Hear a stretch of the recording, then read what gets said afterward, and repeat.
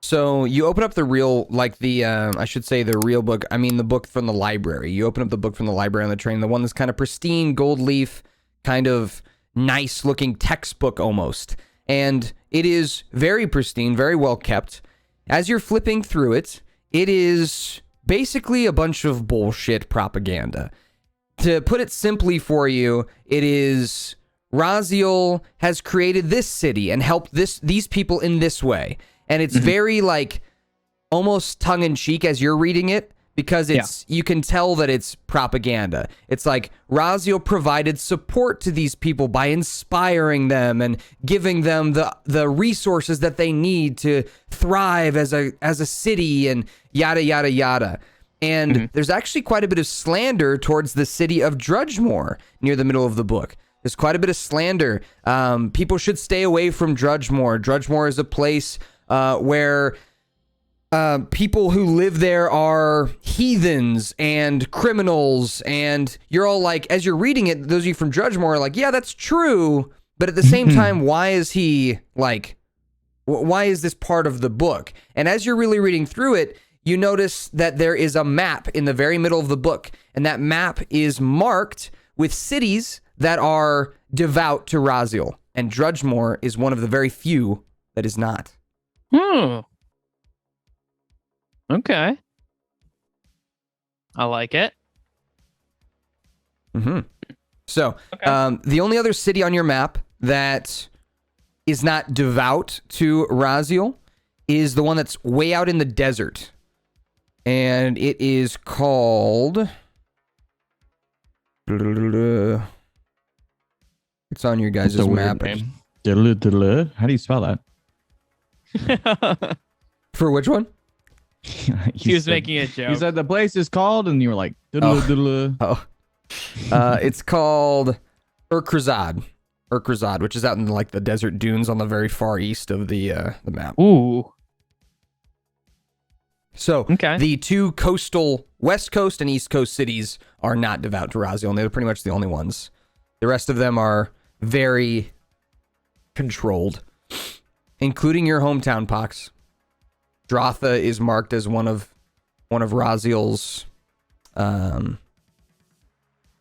devout towns, which would probably concern you a bit, though.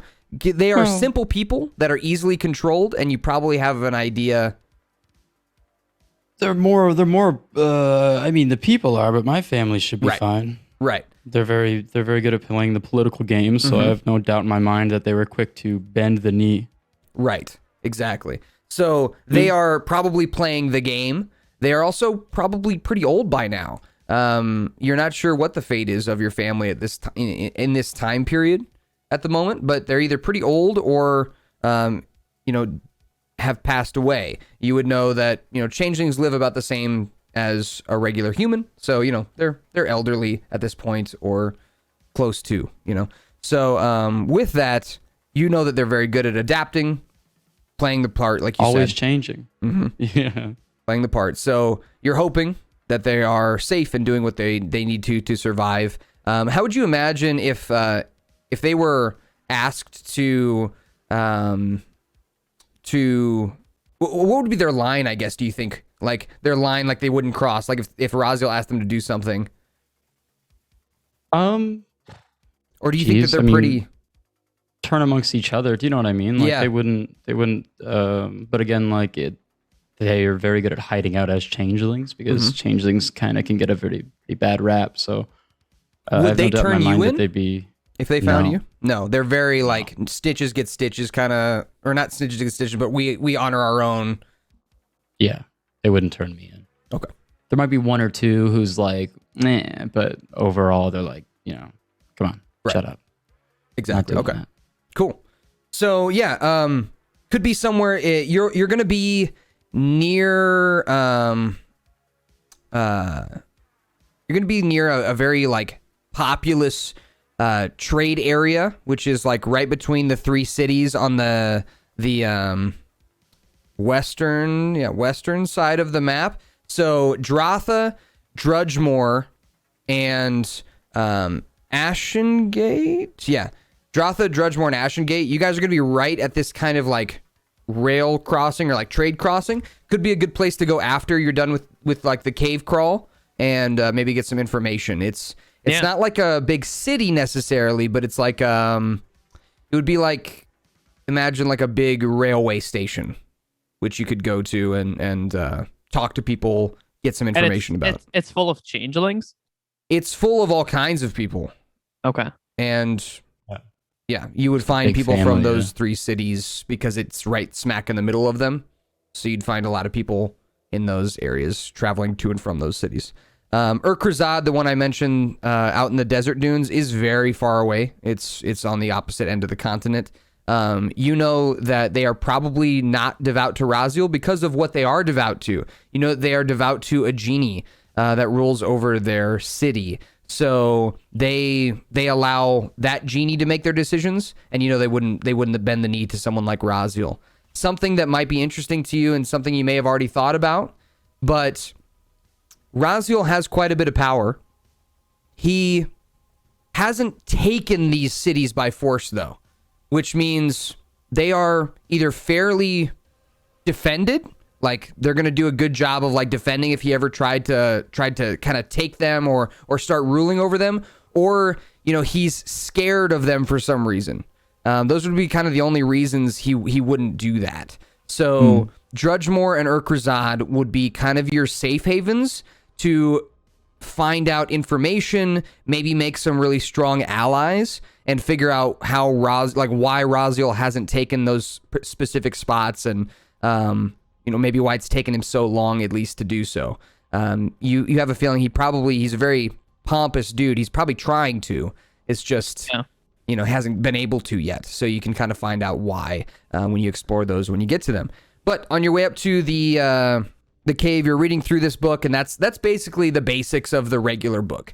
The regular book just kind of gives you information about how Raziel has helped all these wonderful cities. It names them and what he's done for them and all that good stuff. And then it has a bit of slander towards these other 2 cities and basically warns people to stay away from them. And you get a feeling that this is like taught in schools. Like this is a textbook that is taught in schools. So it's a lot of propaganda. The second book that you open up, the one that's wrapped in infernal chains, as you go to grab the chains, they like burn your hand, unable to like unwrap They do be them. infernal though. You're not gonna take any damage, but it just just like stings like putting your hand on a hot stove. It's like, ow, fuck. Okay. That's odd. Can I do an Arcana check? Yeah. Roll me an Arcana check. Anyone who wants to roll an Arcana check totally can.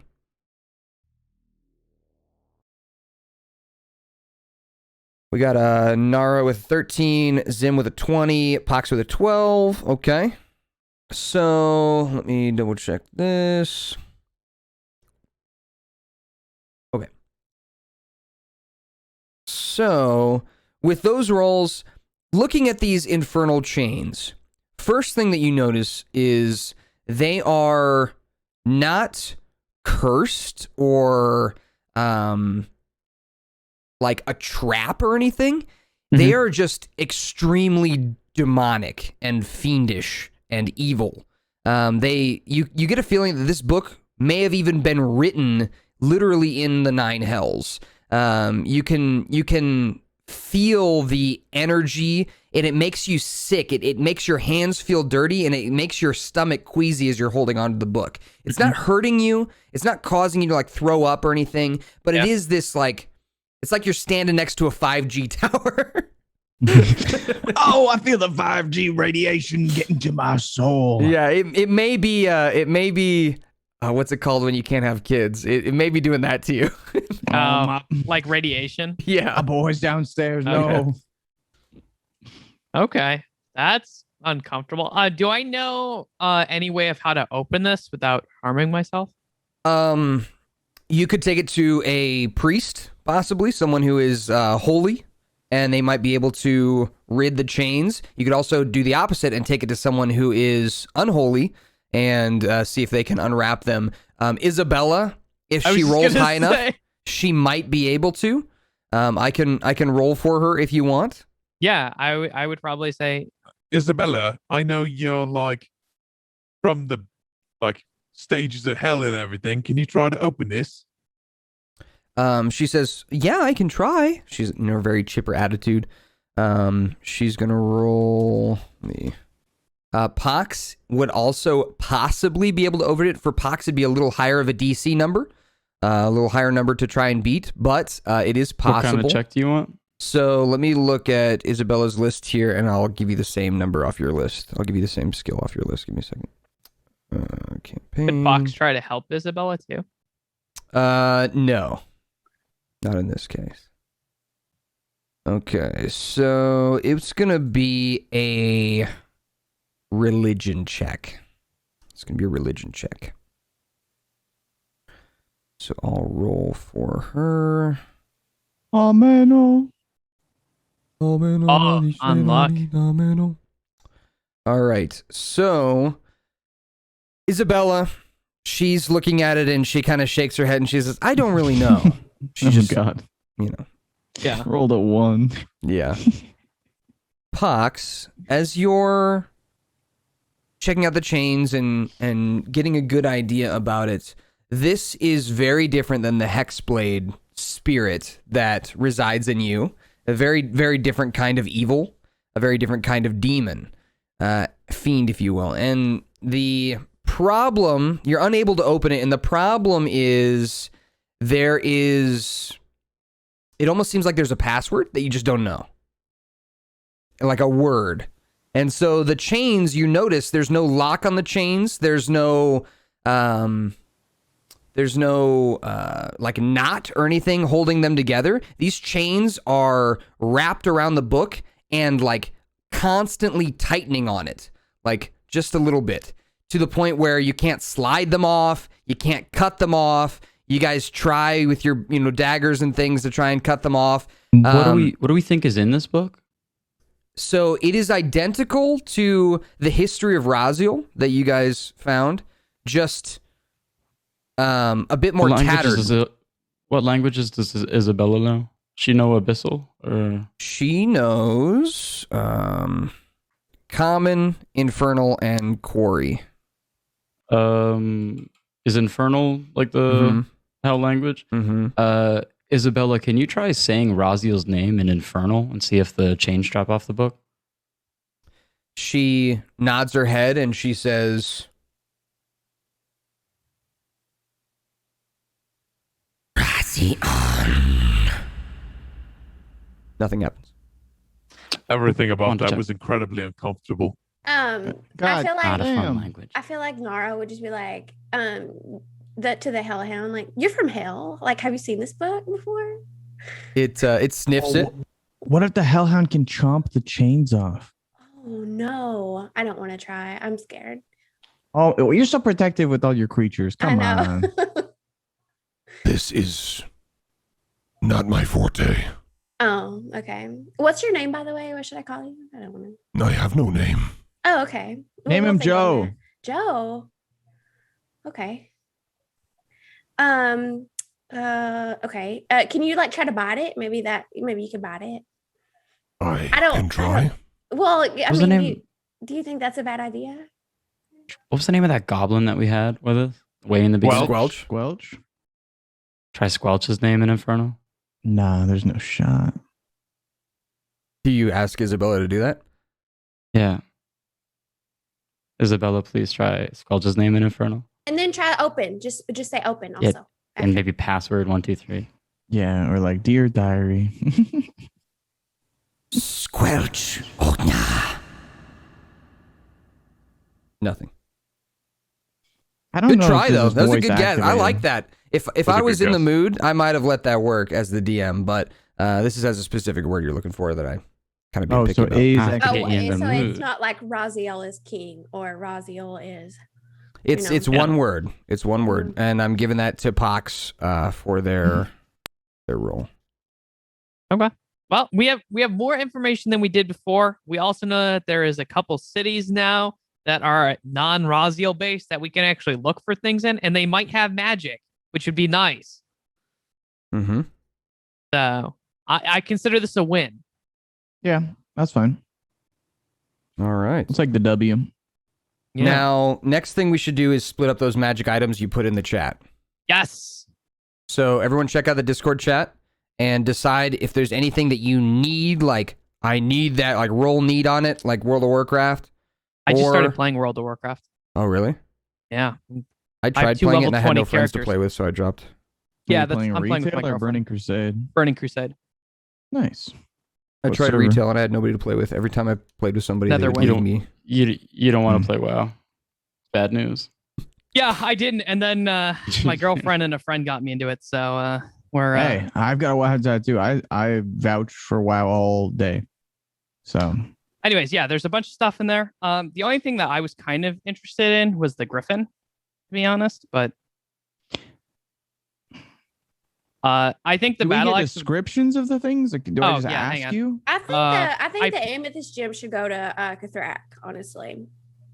If you And the you can pants of actually holding. you can look them up in D&D Beyond by adding the items. But it's the descriptions are actually above too. I think I put them in there with all the stuff that I have.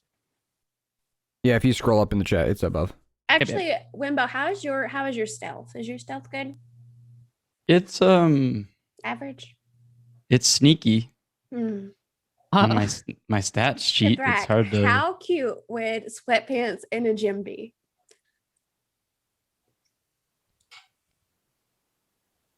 Wait, why don't you wear the pants of holding?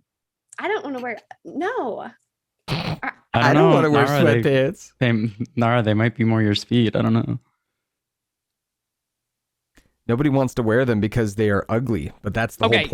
You know what we can do? We can just I'll do it the other way. I will take the pants of holding and I will give someone else the bag of holding. I'll take the bag. Right. Look at Easy how fix. fucking fast she jumped on that. Like I'm a not wearing those fucking pants. vulture. I'm Wait, not what wearing is- those pants. What is this clothes Just trying to be protection from heat helpful. thing? Those are just normal clothes that if it gets really warm, think desert wear. You found them in Like- the train. They're just like desert shawls and things that will protect you from the heat and keep you from getting Yeah. sick. Okay. You've been If wearing we- them all the way up until you got to the swamp, and you probably switched out of them. Got it. Okay. I think Pock should take the hairpin, a flat. I think that Okay. would be cute. I can That could take be- the hair. And you can fly. Could be strong. I like flying. Yeah, it's really good. Okay. Yeah, having Let you me know up when you. shooting Eldritch Blast would be pretty strong. Yeah. Up in Basically- I Okay. guess I'm either going to take the amethyst gem or like, what does the magic golden key and lock do? Whip Tracks actually already has that. I just I threw it okay. down there. And I'll just take the thing for stealth. I mean, unless you think it's better to stack it on one person who's already good at Honestly, stealth. both can be good. Like both options work well. So I already have stealth, so Yeah, I'll I don't take the really care. amethyst gem. I'll edit that.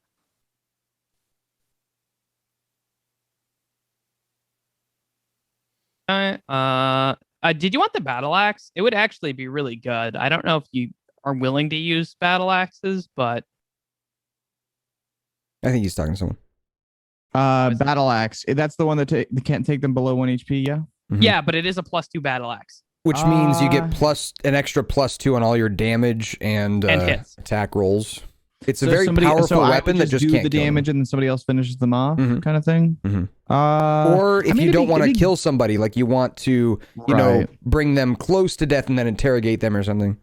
Right. I think if no one else is taking it and I can just take it as well, sure. Cool. Let me go ahead and do I need to add both these things to my? Yeah, you go to manage equipment, and then should be called Battle Axe of Mercy.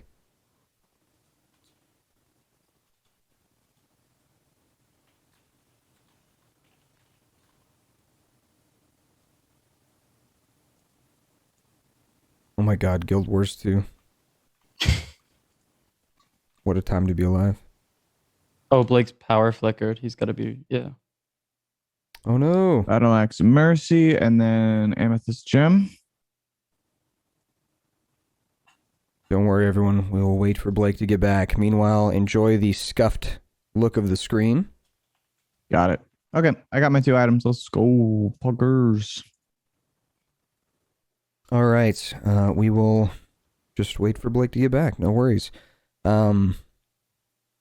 Is there anything else that you guys want? I think he already mentioned everything he wanted. So the coin of destiny. I don't know who has that.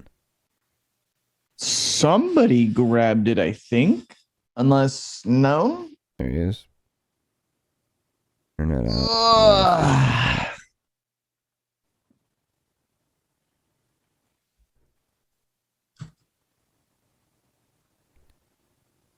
We'll see.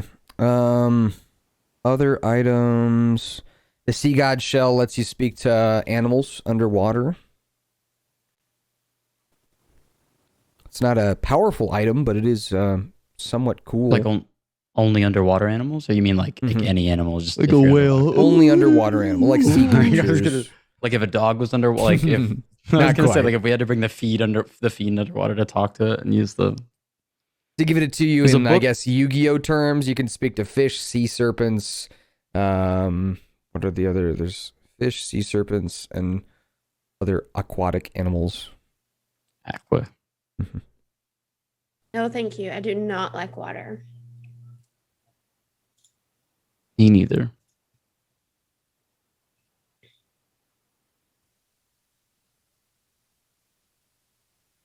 Any ideas for this password?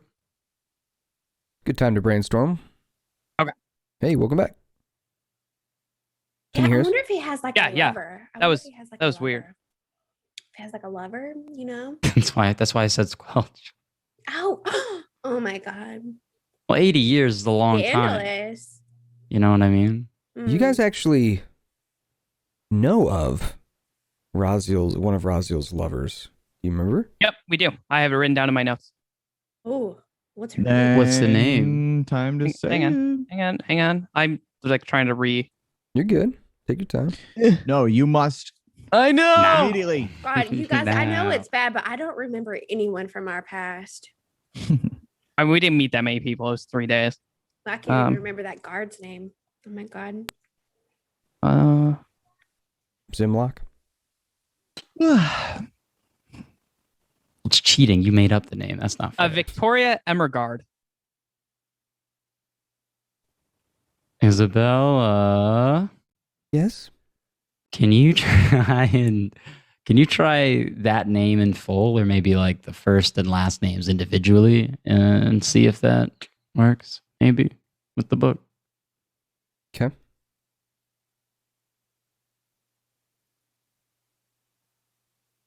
Victoria Emakion. The chains begin to smoke and loosen and crack apart. Oh, Nice. Was that We're right? in.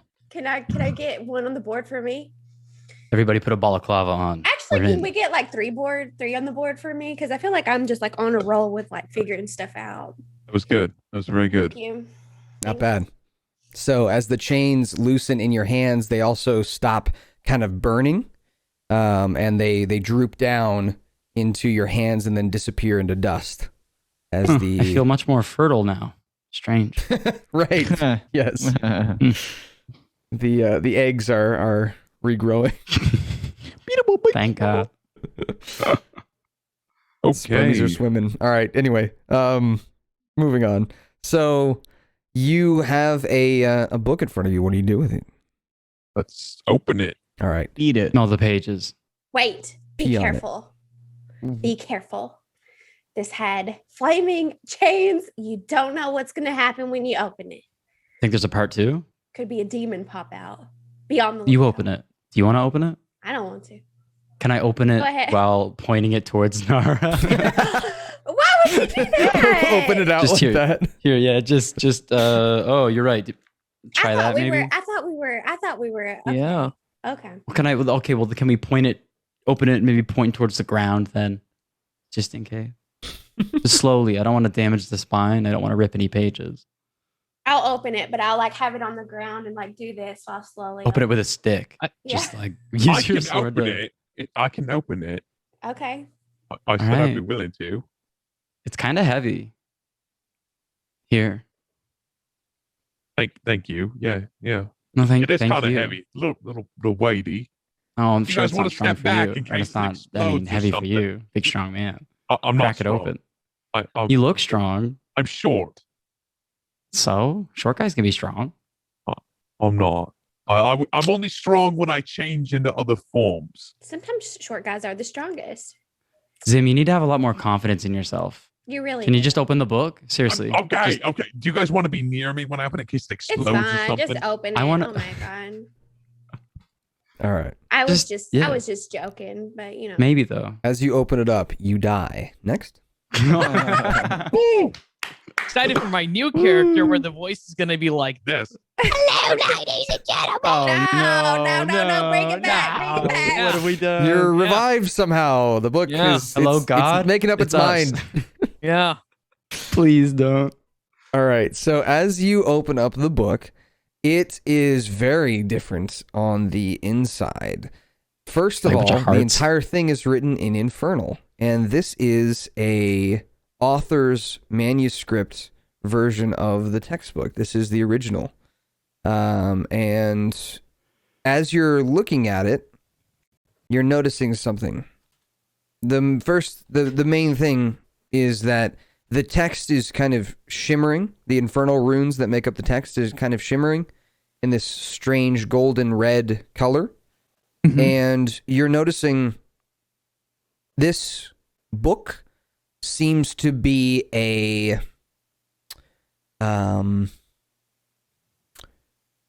it's almost like it is an illusion itself. It is there, but it is not. You're not holding the real book. As you're looking at it, you can tell that this is possibly a blank book that has some illusion on it, some illusion magic on it that's showing you what would normally be inside Raziel's text. And you understand there would be a reason for this. Raziel's minion, the one you fought on the train, was the one who was holding onto this book. And you have a feeling that Raziel may not trust the minion with the real text, so instead gave them a supplement, one that has the information that they need, but is not the actual OG original. So you're kind of looking at a copy of the original, if you will. It's like one step removed from the original. Still very well protected, though. Yeah.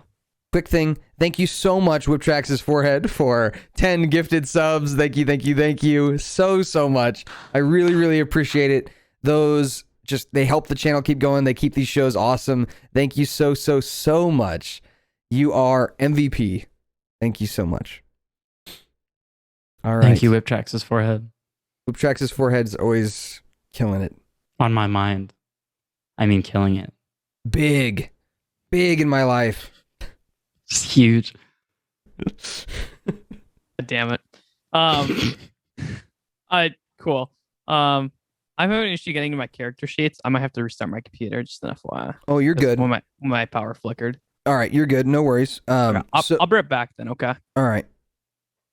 Can wait for you to come back. If you guys decided the magic items, just write them down. If you guys want more than one, it's not a big deal. Like, there's plenty of things to go around. Mm-hmm. I'll be back. All right, sounds good. So when Blake gets back, we'll go over what's actually written in the text, because Isabella can read it.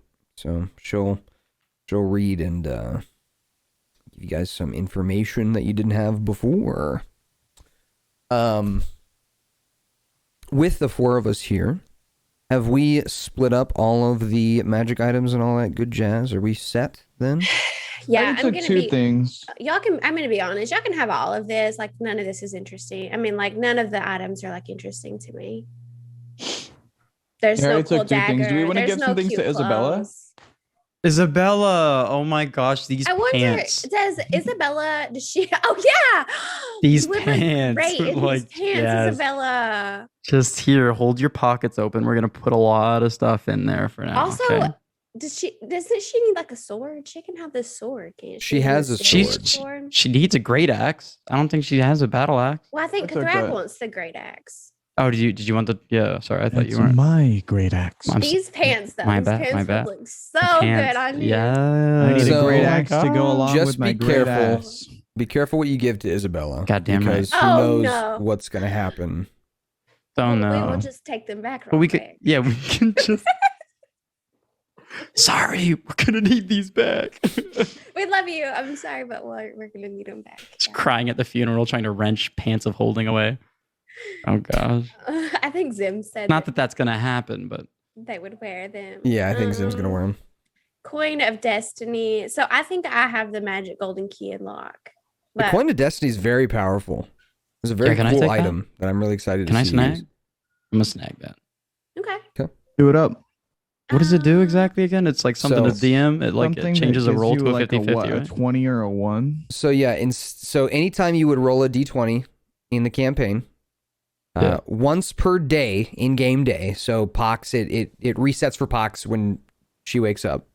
So once per day, you can, instead of rolling a regular attack or regular ability check or regular saving throw with a d20, instead you just say, "Hey, Commander, I want to use the coin." And Pox will flip the coin in game and call it. And if Pox calls it correctly, like they pick it, flip it up, catch it, slap it, that kind of thing. If they call it correctly, then their next ability check, attack, saving throw, whatever, will be a natural 20, just straight up. So it'd be a crit or whatever. It's a very powerful ability. But if they call it wrong, it'll be a critical fail. Which, in most cases, doesn't matter that much. In ability checks, it could matter. So I would be careful using it for, like, trying to jump over ledges or things like that. But when it comes to, like, attacks and stuff, a natural one's not going to matter too much. I'm definitely going to take that coin. Yeah. It's probably safer in my hands. Okay.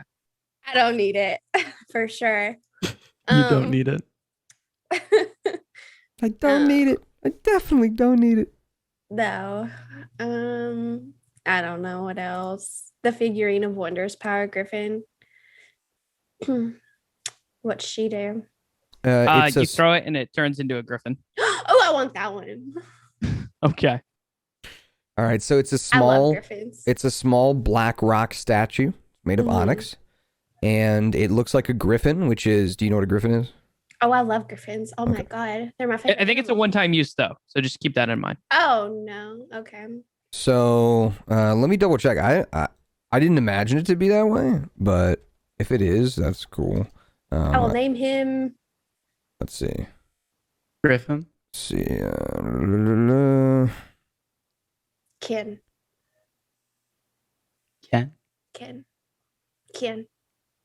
It is once per 5 in-game days you can use it. Ooh.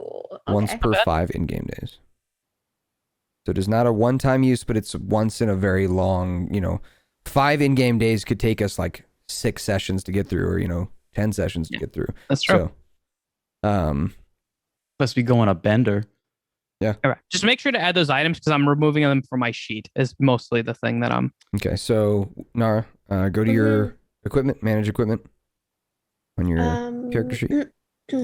Yep. And then add figurine. So manage equipment, and then add in the search bar figurine of Wondrous Power. You just type in figurine, it'll be there, and then look for the Onyx Griffin. Were you going to use the battle axe, Jimmy? Yep. Okay. I already added it to my inventory. Sounds good. I'll look at this. I get to remove things from my sheet. Wow. Actually, okay, never mind.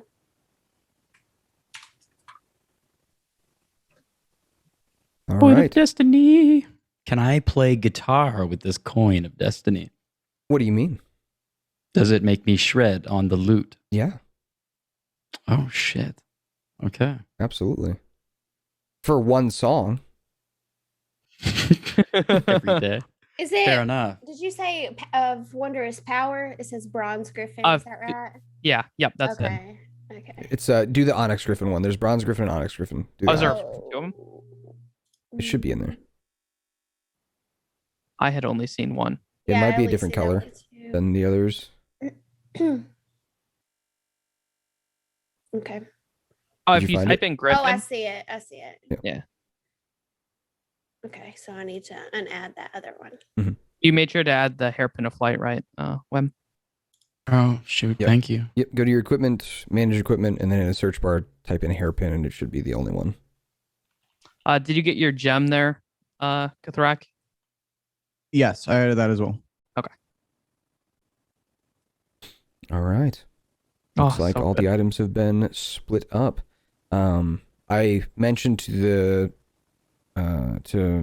Wem, Whip, and Jimmy that anything you give to Isabella, just be careful with.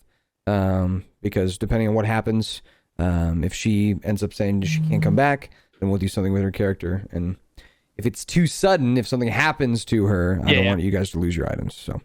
Yep. Isabella, I'm sorry, but you get nothing. You get nothing. Good day, sir.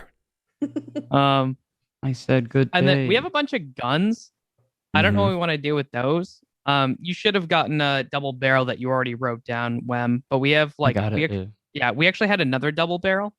And 2 akimbo pistols, and we have a bunch of ammo. So, and I think Nara has a sniper rifle as well. I do. Sounds like I we had should taken a gun already at some point. Ooh, I don't know. we if should got rob a more. bank. You know what So- though? I just feel like we should just stick with our primitive weapons. I don't use them. Zim will probably never use a gun ever. Well, Is there a way to get my Eldritch Blast and channel it through a gun? Like aesthetically, I would allow that, but No, like I meant, mechanically, like we got to infuse the Eldritch power with the gun.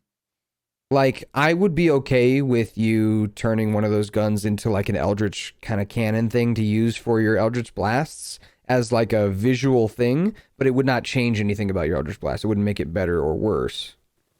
It would just aesthetically make it so that you fire them through a gun. All right, we'll just keep the gun all normal gun. Okay. Sounds good. So whatever you guys want to do with those, you can. Just remember that when you use them, let me know, and we can work out how those stats and everything work. It's not too difficult. There are different features with guns, like for example, the double barrel shotgun. You get 2 shots with it, and then you have to take your the next turn after that. You have to reload, that's going to be your action for your turn is to reload. So those kinds of things. Can I just shoot and then use my sword afterwards? Like use it just as like a one use? Sure. Or does it have to be okay? It doesn't have to be reloaded. You can leave it unloaded and just throw it on your back and go back to doing whatever you were doing, and then reload it when you get the chance. Yep. No worries. That's just if you want to reload it in combat, it takes an action. Got you. There are some feats that can help with that. There's a gunslinger feat that makes it so that you ignore the reload property. So if you want to take that at level 8, which is next level, and make yourself really good with guns, let me know. We can work that out. That would get rid of that reload feature. All right. So other than that, I think we're good to continue onward, trudging through the swamp. As you are going through, the lightning bugs are coming out in full force. It's nighttime. You hear the croaking of frogs around you and the splish splash of your feet. And you have a feeling that it's about time to get some rest out here. Finding a good spot to sleep in this swamp is difficult, but you know that there are some places you can go. First of which is you can attempt to climb some of the trees in this area and try and sleep in the trees. That's a viable option, actually, because the trees are very dense at the top, which would make it very easy to lay in their branches. Just climbing them would be the kind of tough part. The other thing you could do is look for a cave, like a random cave to sleep in, away from the moisture. Or if you have another option that I haven't thought of, and you have an idea, let me know. But to describe the area to you, it's very much just a wetland with big trees that you can climb up into. And there are a few scattered caves here and there in hillsides that you can climb into. They're still moist, but not wet like where you're standing. You're standing like an inch of water. Okay. You could also sleep in the inch of water if you want. I just wouldn't recommend it. Yeah, I don't want leeches. Ugh. Is there any possible chance that I could use create bonfire to dry out the land? No. Okay. Good question, though.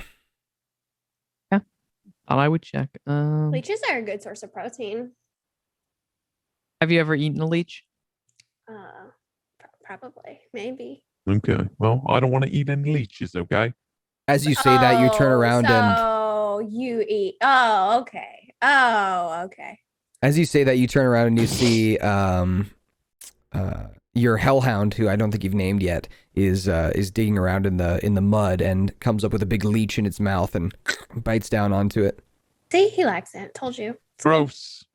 Blood goes everywhere. Yeah. I could have Gross. roasted it for you though, if you wanted me to. It's okay though. You can eat it like that if you want.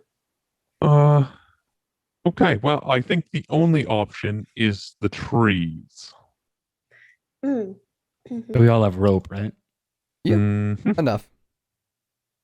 Perfect. So Yeah. the plan is to climb into the trees. Yeah. All right. Anyone I'd like not to tie doing that? myself.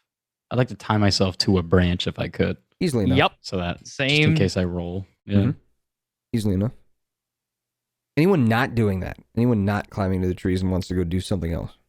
I'll get into a Well, tree. Frick it, Here's the dude. thing: is like, what is my hellhound? And do we have the horses back or no? But Kethrakk will need to get the fire department to get you out. Yeah, we did get them. They can sleep on the ground. They're animals. Okay, but Solus is also here. So Solus can climb trees. He's a cat. he Cat is sleeps in branches all the injured. time. He is delicate. How He's long is injured? this cat gonna be injured? He's not need to injured. get He's some water. delicate. Okay, he's delicate. not. Oh my gosh, Nara. Everything Oh. is delicate to you. I'll help you up. It's okay. Okay, fine. Okay. I'm pretty sure he's going to be fine. We gave him a new robotic leg. All right. So you guys climb up into the tree. Solus and the Hellhound are left on the ground. Solus, he's not going to fit in the tree. He's too heavy. Now, you can order Solus to go off and find a cave to sleep in. Or you can just have Solus sleep under the tree where you're at. Whatever you're feeling.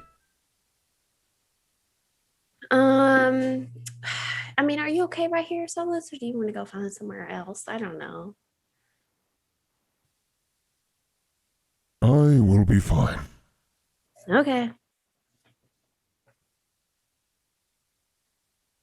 All right.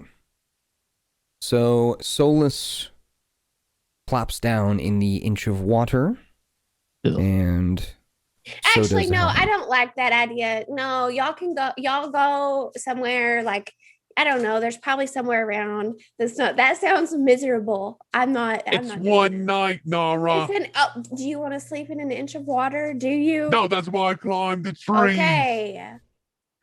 Okay. Nara, if you want to go then. with them and you want to split off from the party, you can go with them to a Don't cave. we have a wagon? Do we have a wagon? You do. It's got a bunch of stuff on it that you would have Can I to throw scoot into the some- water, Oh. or tie in like a. It actually shouldn't have that much stuff on it because it's all in the bag of holding.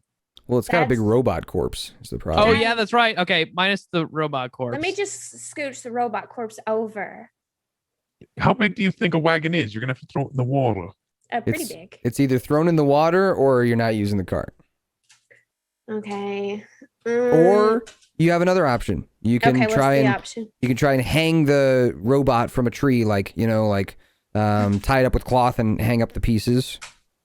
That Can we sounds like a lot of use work. our those peg things that we got that sit Immovable in rod? place to make like a hammock? Absolutely. Yo, big brain. All right. Bet. That would actually work for Solus if you wanted. You could put Yep. the 3 rods in a line, drape them with cloth, and Solus could jump up onto them. Yeah. Okay, that works. Fuck the hellhound, right? No, but The Hellhound what can is- get on is the cart on top of the robot. Yeah. Okay. There we go. There The we horses go. are robotic as well. I think I described the ones that you got. So they are chilling. Yeah. I like it. It works. Everyone is safe and has their pets secured. Companions. All right. So you guys go ahead and get some rest. So if you are missing anything at all, go ahead and take your long rest if you haven't already. So top of your sheet, click on the long rest button, do that up. I already healed up Solus because I noticed he was missing some HP. So I did that for you when I was adding stuff. Other than that, Yeah, let me roll a dice real quick. Okay. You're good. No giant snakes eat you. You're fine. That's good. Just drop that bomb. No, I'm just kidding. Yeah, you guys are good. Nothing like attacks you during the night. It is a bit creepy. The sounds of the frogs and some slithering across the ground and things like that. But for the most part, you guys are fairly safe. Nothing really bothers you. So you wake up in the morning. It's very foggy and gray this morning. And the sounds of nature have changed slightly. Now, instead of hearing so many toads and frogs, you're hearing more of a strange, like, noise. And it's coming from ways away, but it's got almost a strange human tinge to the noise, but you can tell it's not human. It's like this. Nara, do you know what that is? Do I? Roll a nature check. Okay. It's one of them bird people. I don't. I don't know. You have no clue. Don't. You know what? You know what though? I know what it is. Something. I heard something. That's for sure. Can I roll a nature check also? Yeah, I'll let 2 people do it. So yeah, you can do it too then. Yeah, you're not sure. You never heard something go. Sounds like a bird person. Is it that deaf man? No idea. But you can hear some splashing and splishing in the distance. Okay, is the rest of the forest quiet? Yeah, for the most part. That's not good. That's not a good thing. Well, I mean, this thing floats.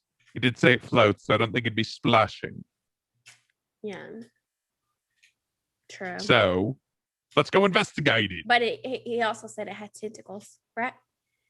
Mm-hmm. Mm-hmm. Didn't it say... You think it's just floating across the water? Just...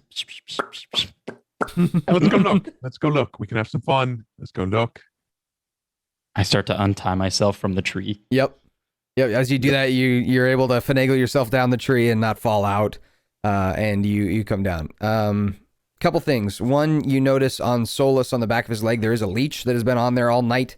So you, like a mother, you rip that off, Nara. And do you want to eat it, Solus? You can have it. we have salt? Solus, he looks at it, he goes, I didn't even notice it was there. Yeah, I figured.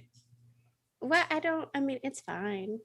I start checking myself. There's another one that's on frantically. his metal leg, but it hasn't gotten anything done. It's just been... Look at this stupid leech. Yeah, Okay, what an idiot. Idiot. The hellhound is sitting on the wagon with its mouth open, waiting for you to toss a leech into it. Okay, I do. All right. As you toss it, it's going to roll to see if it catches it. It does, like a badass, out of the air, and it burps a puff of smoke. All right. It hops down from the cart, and you guys get on your horses and the carts, and you're heading in the direction of that noise. Yeah. All right. As you start heading in that direction, the sound of you going through the swamp is almost impossible to mask. You're not stealthing through this area. Yeah. It's just not going to happen. So as you are splish splashing in its direction, you hear a and you hear some splish splashing like running away from you No. Well, in the water. I think it was a deer. You know. I've never heard a deer make those noises. Well, you learn something new every day. You know, sometimes I think you just make things up. No. And sometimes there's like a 50-50 shot whether or not it's the most amazing thing, like the answer to a book. And other times it's like... Well, you know, I don't know. Anyways. All right. We'll never know. I guess we'll never know. Maybe. So you guys are continuing to head in the cave direction, and you know that you're pretty close. You're maybe 4 hours out or something from the caves. So you head in that direction. You'll be there by lunchtime. nice. Yeah. As you head in that direction, you begin to hear a similar noise coming from your right, from your east, and it seems now behind you instead of in front of you. It is now behind you, and it is making that noise. As you turn around, anyone who would like to try and see the thing, Yes. go ahead and roll me a perception check, please. Oh, come here. Oh. Nice. All right. With your combined rolls, I'll give everyone a description, and then I'll give Kethrakk like the biggest one. So everyone, you all see a small glimpse of this creature. It is hiding behind one of the large trees, and it is fairly short. It's about 4 foot tall. It's got slimy turquoise blue skin and big bulgy red eyes, a curved nose, and these kind of jointed looking legs. It is, imagine if a frog was a person. Ooh. So it is called a... It's almost like a murloc? It's called a bullywug. It's kind of like a murloc, but a frog version. Okay. It's called a bullywug, and it looks like this. I'm going to put this in the chat for you.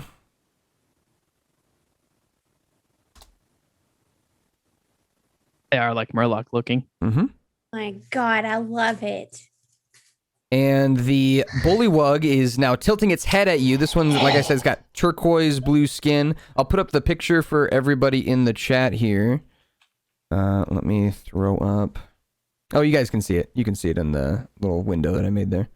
So yeah, bullywug. So it is tilting its head at you, and as it notices that you're looking at it, it hides behind the tree, and it makes a Interesting. Can I use the sea god shell to try to speak with it? Because if it's a sea creature, it used to be a sea creature. I don't know. It's gonna try. I'm just gonna wave. You know, it is not looking at you guys currently. It is hiding behind the tree. I'm gonna try to use the sea god shell and say, we come in peace. You hear from behind the tree, peace?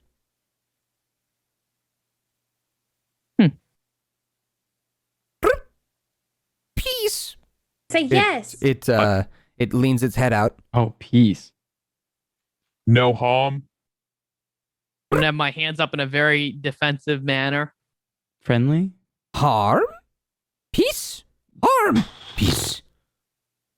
I think it's like a parrot. Friendly. God. It again kind of tilts its head. This time its eyes it's like big pupils slowly turn in its eye sockets towards you and are aimed at you, and it very strangely kind of takes a step out from behind the tree, and it's holding onto this staff. It looks like a wooden staff with a curved end to it. And it begins kind of like standing on one leg, and it says, "Peace, friend." I stand on one. Let's everybody stand on one leg.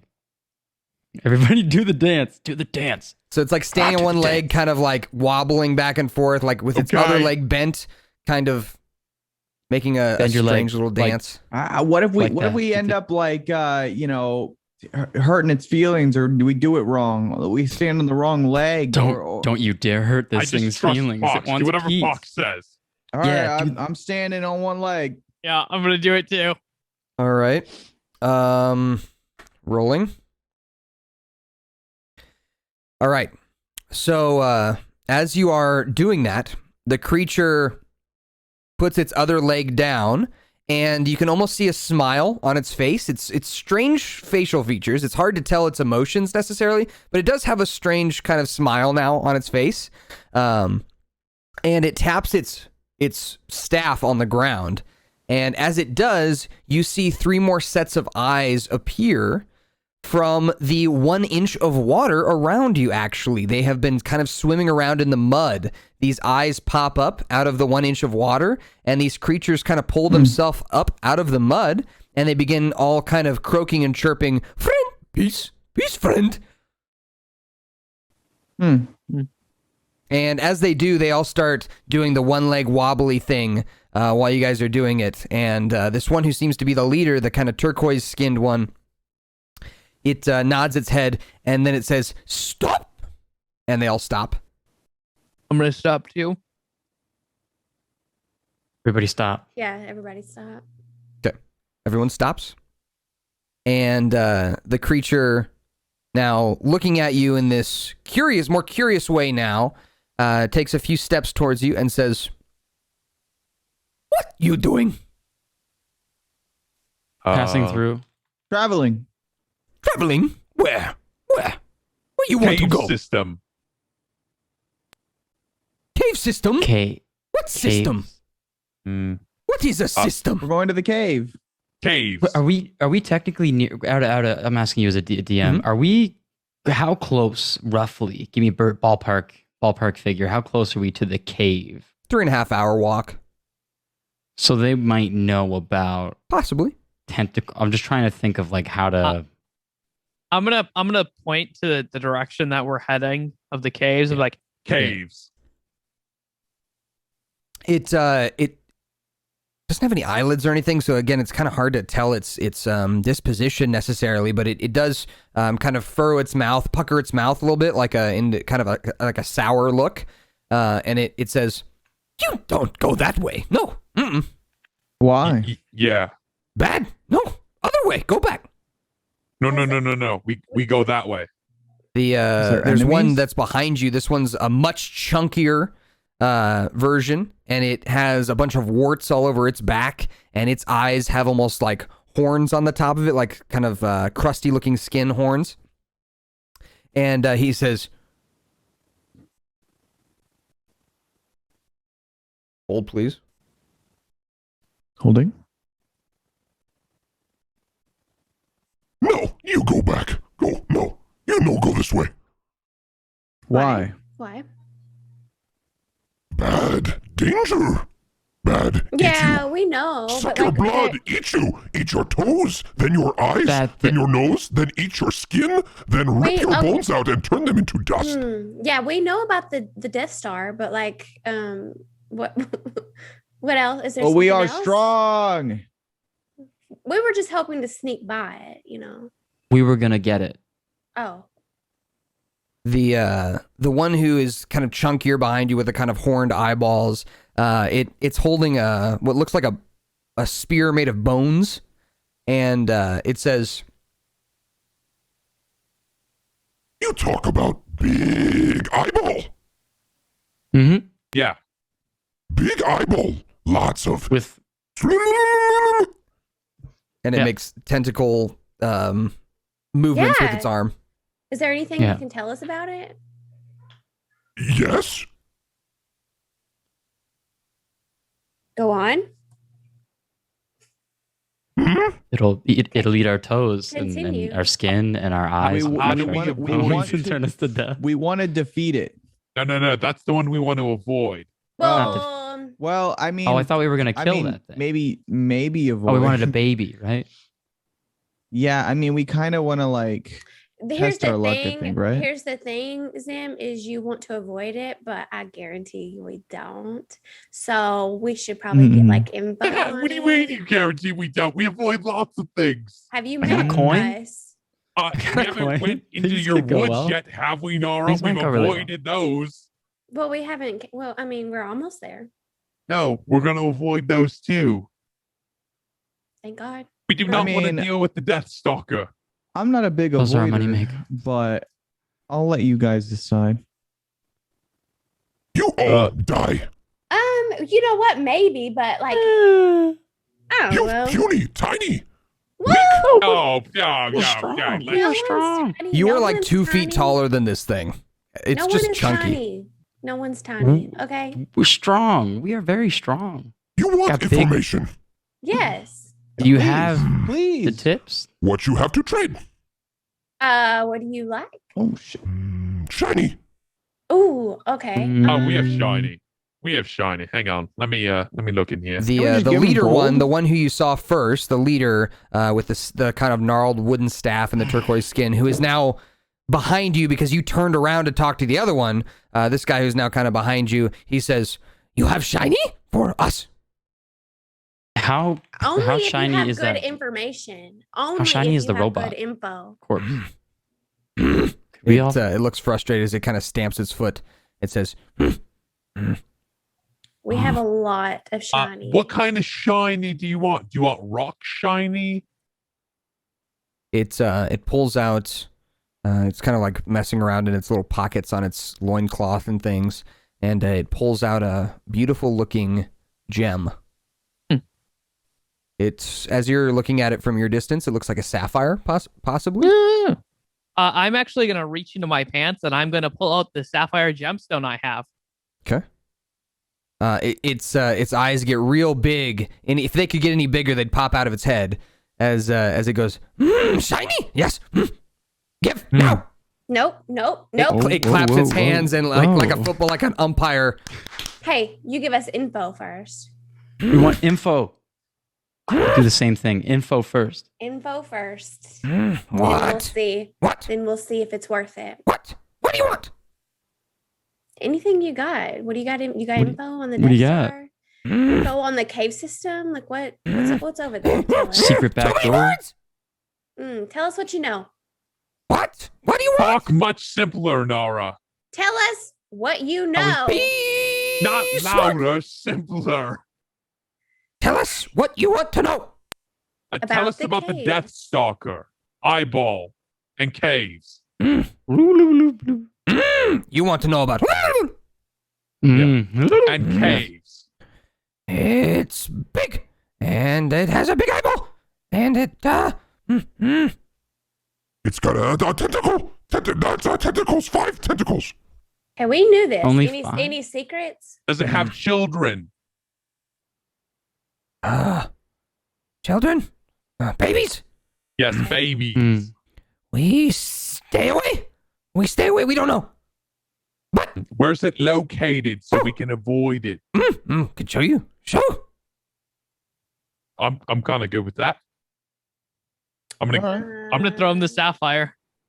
Oh my All right. Take us there. As you throw him the sapphire, he snatches it and looks at it. All of the bullywugs around you then sink into the mud, like in this like creepy, like quicksand kind of way, like almost like they have control over the mud as they kind of like sink into it and out of sight. And then they all reappear next to him. They kind of come out of the mud next to him, and the mud drips off of their slimy skin. And now they're all looking at the sapphire. And the big one with the horned eyes goes, Oh yeah, this good. This good. We show you. and they begin to lead onward in the direction you were going. Nice. So, as you follow them for about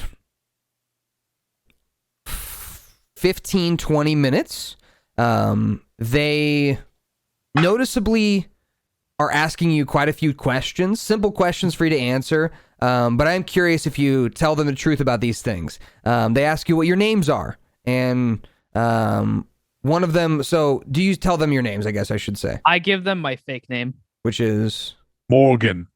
Morgan. Isabella probably gives them her name. Yeah, I told them I'm fine. asking you not because I'm trying to trick you. I'm just curious if you like would trust these kind of outsider creatures, like these creatures that live out in the Yeah. swamp. Little bullywugs. No, I They're don't. cute. I would give them a different name. Okay. What do you I what tell do you them tell my them? name. Are you giving them your fake name? Do I have a fake name? Yes, we all have fake names. I forgot what I your don't fake names are, remember but what was it? I don't remember what it was. you can make Did up you a new write one. it down?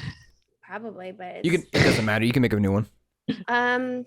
you know, let's go with Sarah. Okay. Sarah, Morgan, Isabella.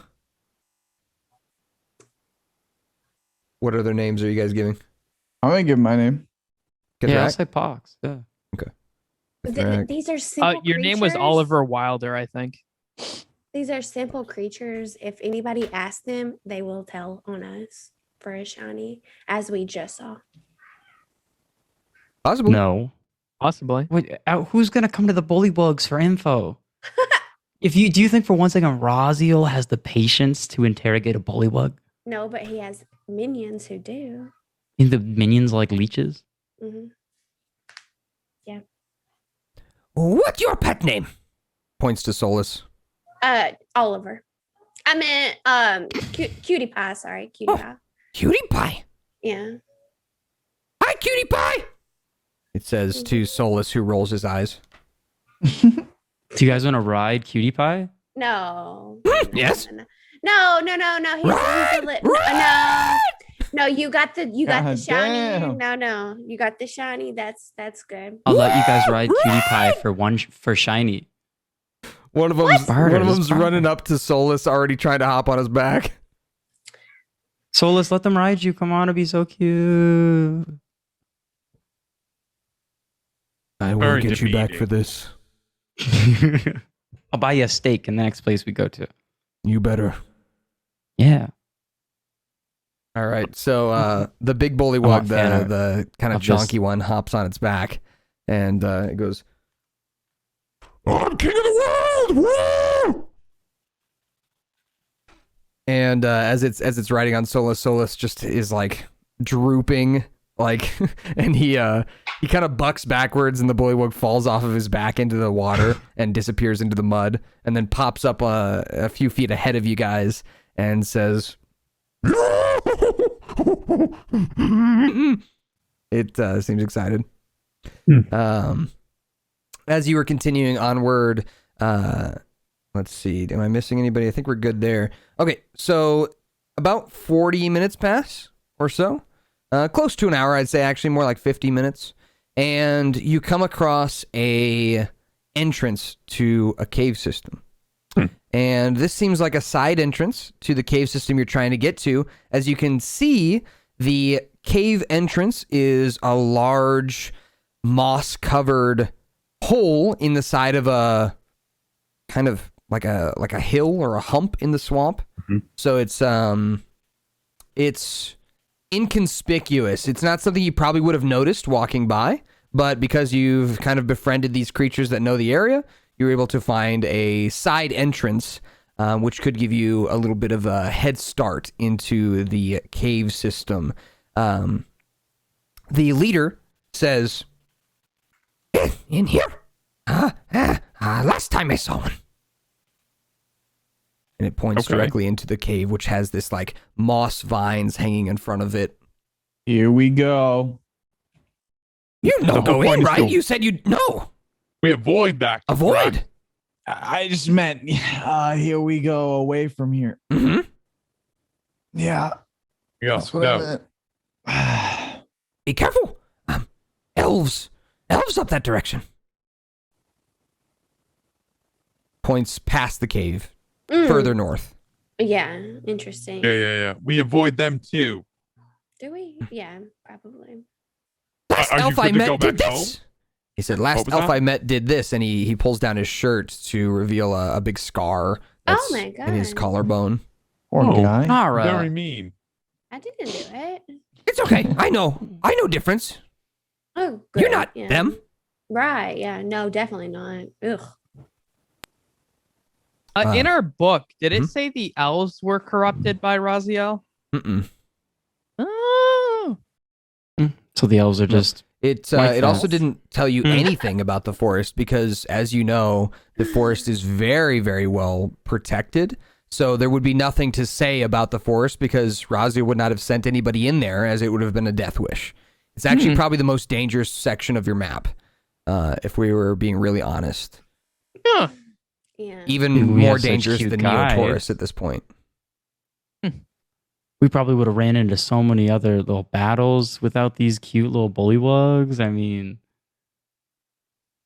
It's about mosquitoes. the- You know what I mean? Mm-hmm. That's true. I'm surprised we haven't gotten them killed, since we get everyone we come across killed. It's fine. It's fine. Are you saying that out Anyway. loud? I'm curious. Yeah. The creature says, "Killed you." No, I'm joking. Oh. I didn't mean. I'm just kidding. Oh, okay. Well, Well, is there another way into the caves that avoids this?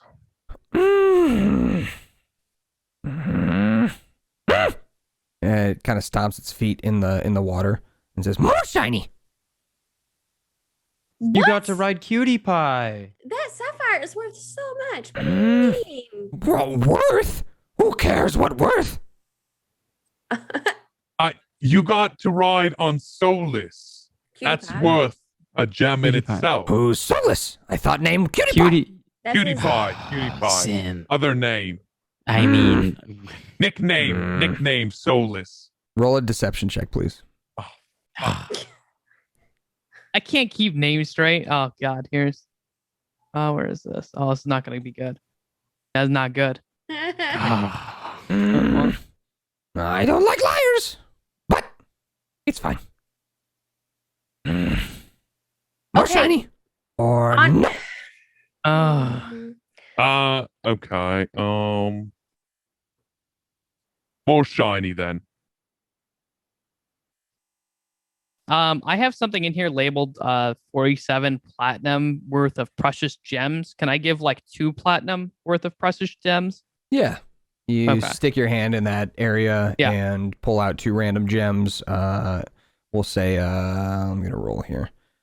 You grab a rough ruby and pull it out. Okay. And as you pull out this rough ruby, it's uncut and just kind of, it's still kind of covered in some rock and things like that. You point it out and hand it to him, and the creature reaches out and clasps your hands. Its slimy grossness is left on your fingers as it slides the rock out of your hands. It as it's looking at the gem and inspecting it with its big eye, the other bullywugs gather around just like before, taking a look at it. And it says, not as good as last one, but take it. Puts it in his pocket. He says, your hands are cold. And it looks at you and just like stares at you for a second, Zim. Do you do anything? Just like my soul. I like you. It takes a step past you and taps its staff on the ground. And as it does, you notice these little holes start to open up in the ground, and these insects begin to kind of fly out. They look like Hercules beetles. You know what a Hercules beetle looks like? It's like a beetle with a big horn on it. Oh, yep, I do. So they kind of start to begin to fly out of the ground, like out of the mud, and they're flickering off all the little pieces of moisture off of them as they fly out. As when these holes open up, by the way, this stench comes out of the swamp. It's gross. It smells really bad. But as these beetles come out, the bullywug puts his hand out, and they all kind of gather on his hand as he begins to speak with them. He begins like talking to them in this weird kind of like that kind of noise. And as he does, the beetles are kind of crawling around his hand, and then he lifts them up and kind of like tosses them into the air as they catch their wings again and begin to fly off in a direction. And he begins to follow them, and he says, "Follow me." And I will begins to follow them. So, as you guys begin to follow, 2 of the bullywugs drop off. These 2 that haven't really done much, they kind of drop off. Now you're just left with the big bullywug, the kind of short, fat one with the deep voice, and the leader with the wooden staff as they lead you onward to a similar location. This one's cave is slightly different. It is a much deeper, steeper entrance to this cave. It's almost level to the ground. It's like a hole in the ground that you have to jump into and slide into. And as you do, you have a feeling it goes into this similar cave entrance. You actually notice some of the mud and water from the swamp are dripping in like a little waterfall in this area. And again, covered in like moss and kind of algae and things like that. As the creature points to it, the beetles are flying over top of it. And it says, "Beetles smell death. Another entrance here." Okay. Well, thank you. As it calls the beetles back from the hole, the beetles fly back to it and into his hand.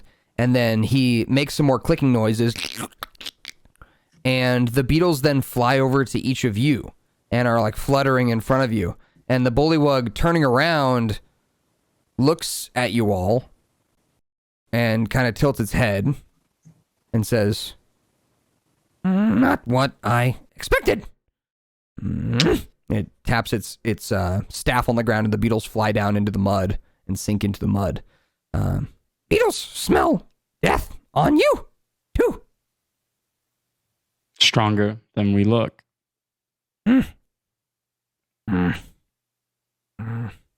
It looks frustrated, like it's trying to come up with words that it doesn't know what to say. And it says, anything else? Nope. I don't think so. Okay. This safer entrance, but still dangerous. These caves not fun to go in. You should just go away. Nope. Thank you. Don't come crying to me. Where would we we won't. go crying to you if we do? I mean, do you guys live nearby? Home near? Home close? It turns and looks at you, Pox, and it's again no eyelids or anything. It's just these creepy, big, bulging eyes looking at you, and it says, "No." Just says no and walks away. Be safe. You may find us again. Okay. Bring more shiny next time. Okay. Sounds Okay, good. bye. Bye. Bye. Bye. Bye. See you later. Bye. Bye. See you. Peace. Be safe. Bye. Peace. Later. Peace, Bye. friend. Au revoir. It looks back at Nara and says, Sarah, Huh? What? Yeah. you have leech. And it points Oh. to your knee where there's a leech. Oh, okay. I'll take it off and feed it to the dog. Thank you. As you pull the leech off, it's got kind of a stinging sensation, and you're noticing these leeches are pretty good at like hiding their presence. They are also Good at leeching? Yeah, well, yeah, that, and they're good at like it seems like climbing too. So the longer that you guys kind of stay in the swamp water, the more they kind of climb up your legs and things. So just keep that in mind as we continue onward. So. Real quick, can I? We're about to walk in, right? Mm-hmm. Can I cast Pass Without a Trace? Sure. Are you guys going to walk in here, or do you want to go to the other cave entrance? You have both options. No, and this one. the Fucking- bullywugs. Yeah, have we should use left. this one. Yeah, we're gonna take this one. Okay, so you're taking the steeper kind of dive. Hey, wait, hang on. I think we should do a little bit of I think, do we trust that dude 100%? Here's my only concern. What if the bullywug knew that we had more shinies and was gonna wait for the creature to kill us and then sneak in and yoink our loot? Then we're gonna get that sapphire back from the bullywug when we kill it. I mean, that would be a pretty far-fetched play considering it took us to the one first, and then I had to pay it another one to get to a different And you spot. lied. You also lied to it, and you got caught doing that. You I'm kind of not look very like a good snake. at lying. Well, you shouldn't have done it. I'm just saying we don't have to make that influence our decision, but it is something to keep in mind. We should be very wary of whether or not this is I mean, we're gonna have actually to a find safer things either entrance. way. Right. I can Okay. here. Do you want me to? I can look through. How is it? It's a steep. Is it like a drop? Like a drop off? It's like a 20-degree angle drop. So Okay, so it's not like a slide. straight drop, but we'd Like a be slide. okay. How far? Like how long is the? We can't you can't see bottom? the end of it. Is there like a little looking. pebble nearby? A pebble.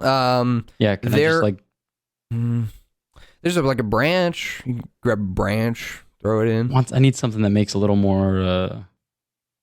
You could throw one of your gold pieces or something. So like an acorn? No, gold piece would be too telling. It's like There's no like pine cone, rocks or foliage that is. Here's the silver Noisy. piece. a silver. No, but if this is like directly into the heart of the chamber, it'd recognize a silver piece. I'm thinking. Oh well, They I could- don't know.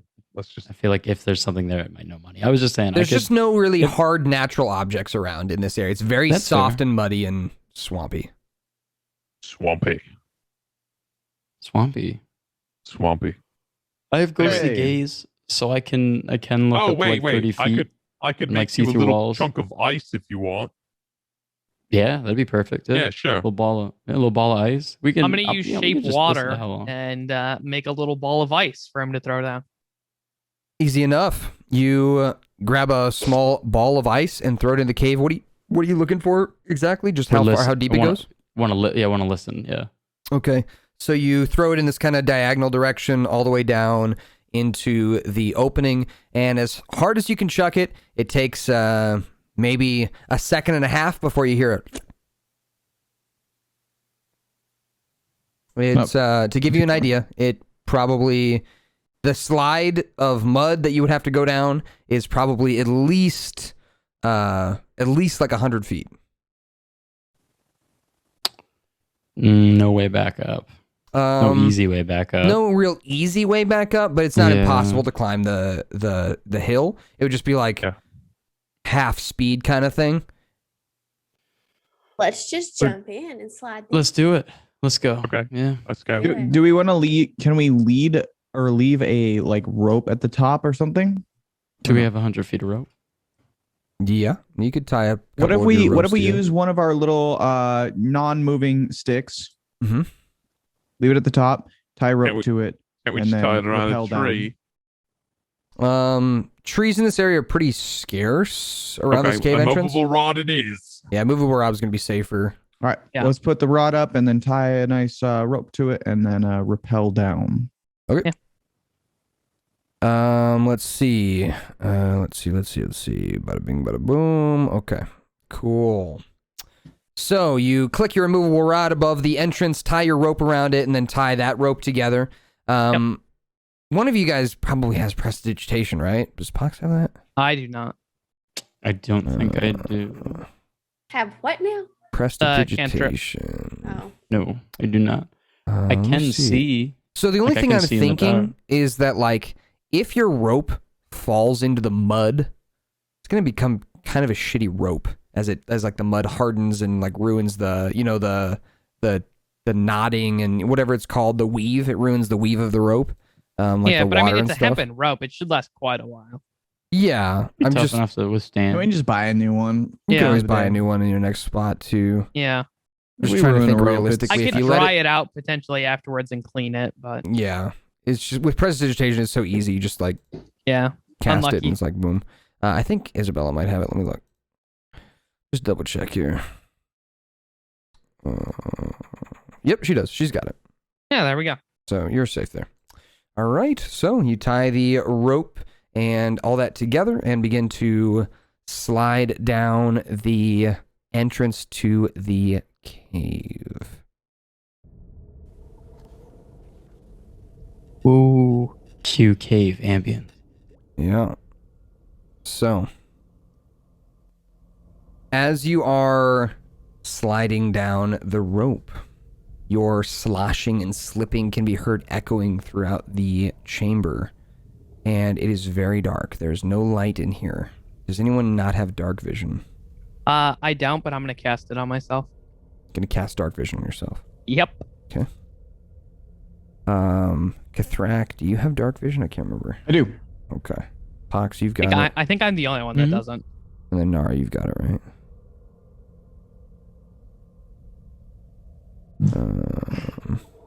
I do, yeah. Yes, you've got Devil's Sight, Pox. Okay, cool. Guess I could have probably seen the. If I really focused, I probably could have seen the bottom of the. 120 feet. Yeah, you could see that it levels off into like a, almost like a sewer drain type look to it. So as you slide down this muddy embankment, you guys reach the leveling point. This slide, as you're looking up at the entrance, you can still see some sunlight coming through. Again, it was foggy and gray, so it's very dim sunlight coming through. But for the most part, this area, as you are looking around, it's like a big muddy cave. So the walls are made of mud, the ground and the ceiling are made of mud, and it almost looks like it's been dug out by a creature. You're just not sure what kind. This entrance, as you also note, it has bits of stone here and there. As you can tell now, underneath the swamp, there is a large layer of bedrock and stone that this cave system kind of leads into. And everything is very moist and wet as the drips and drops come through the cracks in that stone. And you can see it's a lot more paved in front of you. Facing in front of you, you can see that the walls are more stone and rock and that kind of thing. Whereas behind you, where you just came from, is mostly like a mud incline in here. It's becoming much more kind of, like I said, stone and less mud. So as you continue walking forward, your footsteps turn from sloshing to tapping and a little bit of squishing on the stone as you are now walking on what looks like kind of like bedrock, this kind of dark blue colored stone. Continuing onward into the cave, you come to a fork, a three-way fork. The cave continues forward for who knows how long. With your 120 feet, Pox, you don't see an end forward. To your left, you see a curved pathway that goes towards the entrance that the Bullywugs first notified you of, the first one they showed you. So the pathway to the left goes to the other entrance, probably. It might be a while, but it probably goes in that same direction. And then the pathway to the right goes in kind of a new direction that is unclear, but it also curves. So you can't really see what's around either corner, left to right, but you know that they do curve in those directions. Again, the left pathway, if you choose to take that one, goes towards the original entrance that the Bullywug showed you. The pathway forward, unsure, but it does continue at a slight decline further down into the ground. And then the pathway to the right is a mysterious pathway that you're just totally unsure of. So, what would you guys like to do? Well, I say we don't go towards the Death Stalker and take one of these other two mystery paths. Sure. Any options between the two? Complete mystery, semi-mystery. The left one, does it seem like it goes down too? The left one seems like it goes up a little bit, actually. Slight incline. I was just thinking about what if that's just one big thing. Or an entrance. Like, what if that's the original entrance? Yeah, that one to the left, you have a feeling goes to that original entrance. You're not sure how long it will take you to get there or how close it is to where you're at. You know that you walked from the first entrance the Bullywug showed you to the one you guys went in. It was about a 30-minute walk. I'm all good All not right. going Death Stalker way, so other two. Well, So that pathway to the left is the one where they said that's where they last saw the death kiss. That's what I'm So saying. we go right? Is I feel like the one to the left and the middle are connected. Like Okay, let's go to the right then. Yeah. Yeah. right is right. All right.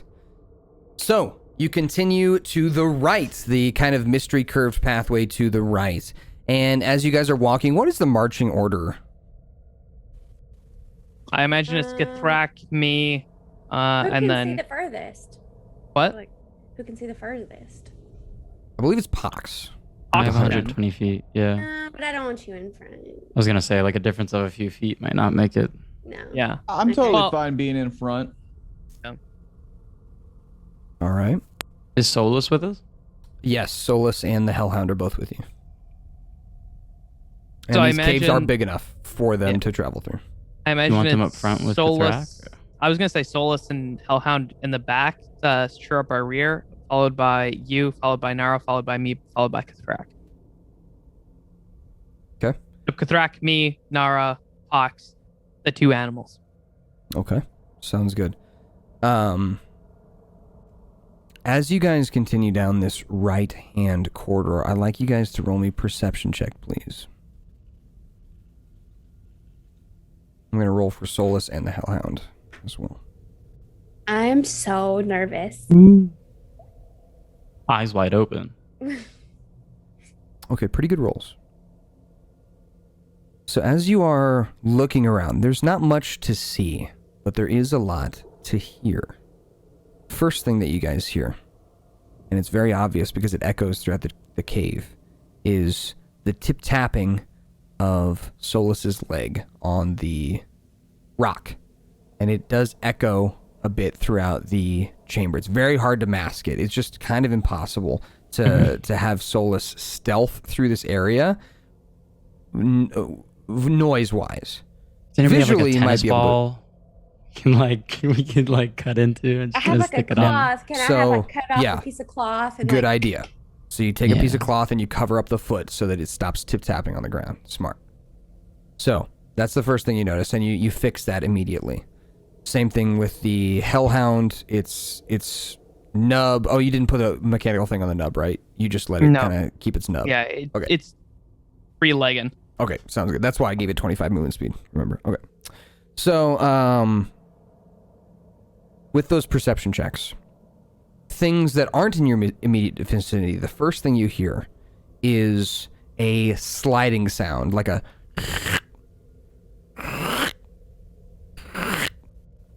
And then kind of very, very faintly in the distance...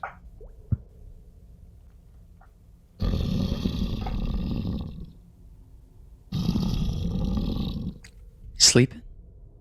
Not a sleeping noise, a breathing noise. We're sneaking, so. Not a sleeping noise, a breathing noise with a behind it. So like. Did we take a wrong turn? Oh God. We'll find out.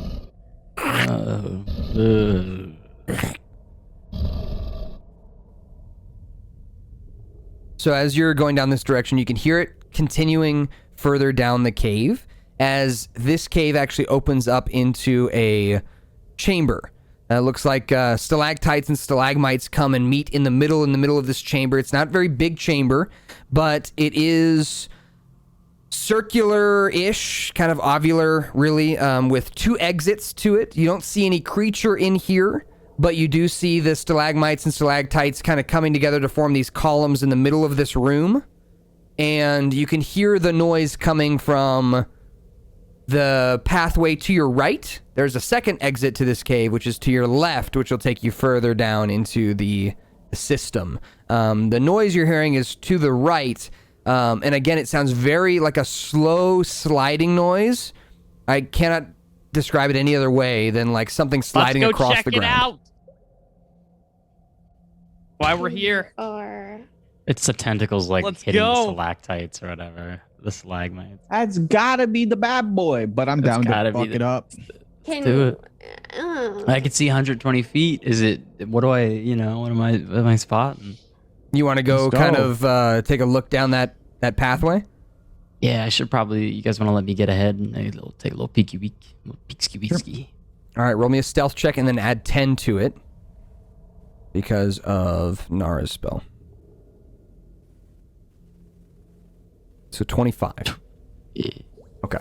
So with a 25, you're able to sneak up to the right-hand exit of this cavern, and you look around for what this creature might be. Go ahead and roll me a perception check. With advantage, because you're nice and stealth. So roll twice, take the higher number. So we got a 12 and a 5. Okay. You see a massive creature with your 12, but you're not able to really make out much of it. It is moving very slowly. And How far away is it? How far away is it? It's facing away from you, and it is moving in a direction away from you about 80 feet away from you, and it's moving in like a direction away from you, and it doesn't seem to notice you at all, and in fact doesn't have any like humanoid features or tentacles or anything like that. All you can see is this big mass of bones that's on its back, and it's leaving a big trail of goo. Oh, that's the slug. That's the slug. We need the slug. It is. It is the... I think it's a slug. It's the bone slug. I forget what it's called. The bone slug. Bone... is there any goo around here? Any slug juice? Do you need Hungry? Yeah, I want I want to like try to like adhesive it to the dog so that I could have like a leg, you know? Because it's adhere it's a it. glue. Okay. Adhesive. Okay. Yeah. Yeah. Okay. You want to make a slug adhesive leg? That is very odd. I see you there.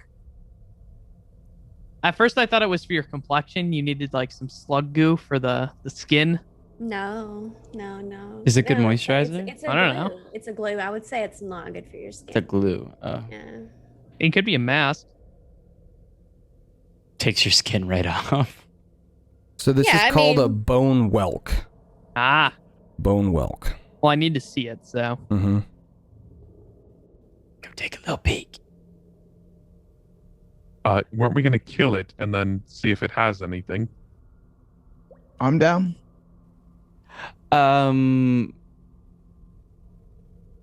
Oh, jeez. Commander, you tricky DM, you. Oh, you tricky DM. What? Do we have to kill it, Zim? Do I? I mean, no, but it has a bunch of bones on it, which means it's eaten people, which means it could have magical stuff that have not been dissolved. Do we know everything about the bone whelk? No. We know it's like we know it's adhesive. Okay. You know, the it's got people some that nice it's- adhesive.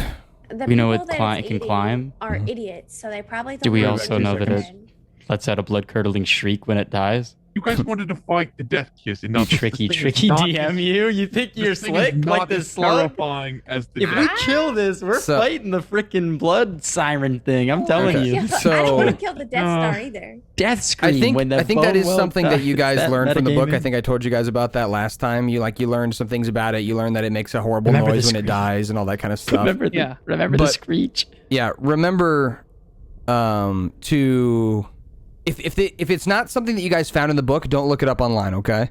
But if Yeah. it's something you found in the book, that's okay. But if it's not, don't look it up online because that can ruin the It's surprises. cheating. Yeah, I'm sorry. No, you're You good. know. But it is something you guys looked up in the book, so you know everything about it.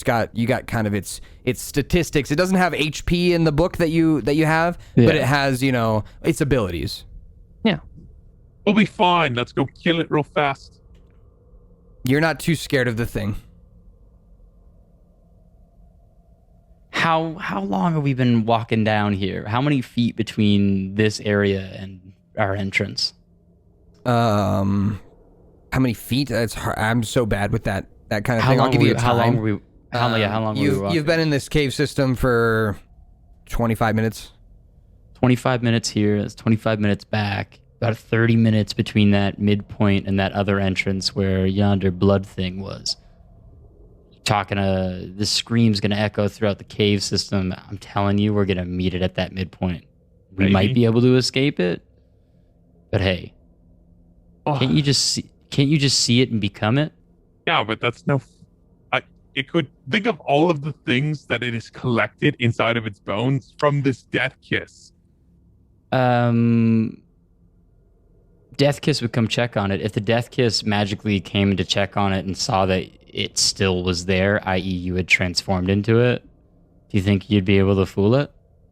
I mean, I would be that creature, so Fair enough. Could try But I mean- that.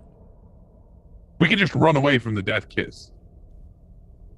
You can't just outrun a Death Kiss. We don't know how fast they run. Well, I don't know how fast I run. Well, they don't run; they float. That's the It's thing. like 30 feet, True. but like They're It's a figure of flying. speech. Yeah, but I assume floating is faster, probably. I'm well versed in I- the speech. Maybe floating isn't faster. I mean, they say I can turn into a faster. creature, so I know I can outrun it. So here's the thing. This whole conversation would have to be happening in game, so I'm going to treat it as if it were. Yeah. Yeah, it is. I would say yeah, it is. yeah. So during this time that's been passing, the bone whelk is continuing to move away very slowly. It's still in your vision. It's probably only moved like 10 feet by this time. And it is still making that kind of noise as it goes. And doesn't seem to have noticed you at all. But you do hear from somewhere else in the cave, unsure where, but you can hear from somewhere else in the cave a high-pitched shriek. Not like somebody dying or being hurt, but almost like the call of a creature. And it's not like it's noticed you necessarily. It seems like a normal noise, like one that it sounds like the creature's communicating to something. Not like you guys have been spotted or anything, but it is this very high-pitched, like noise. Bullywug? No, different. Bullywugs were like, boop, boop. That was like their noise. This is very different. Very high pitched. Like I said, like a shriek, a shrill shriek.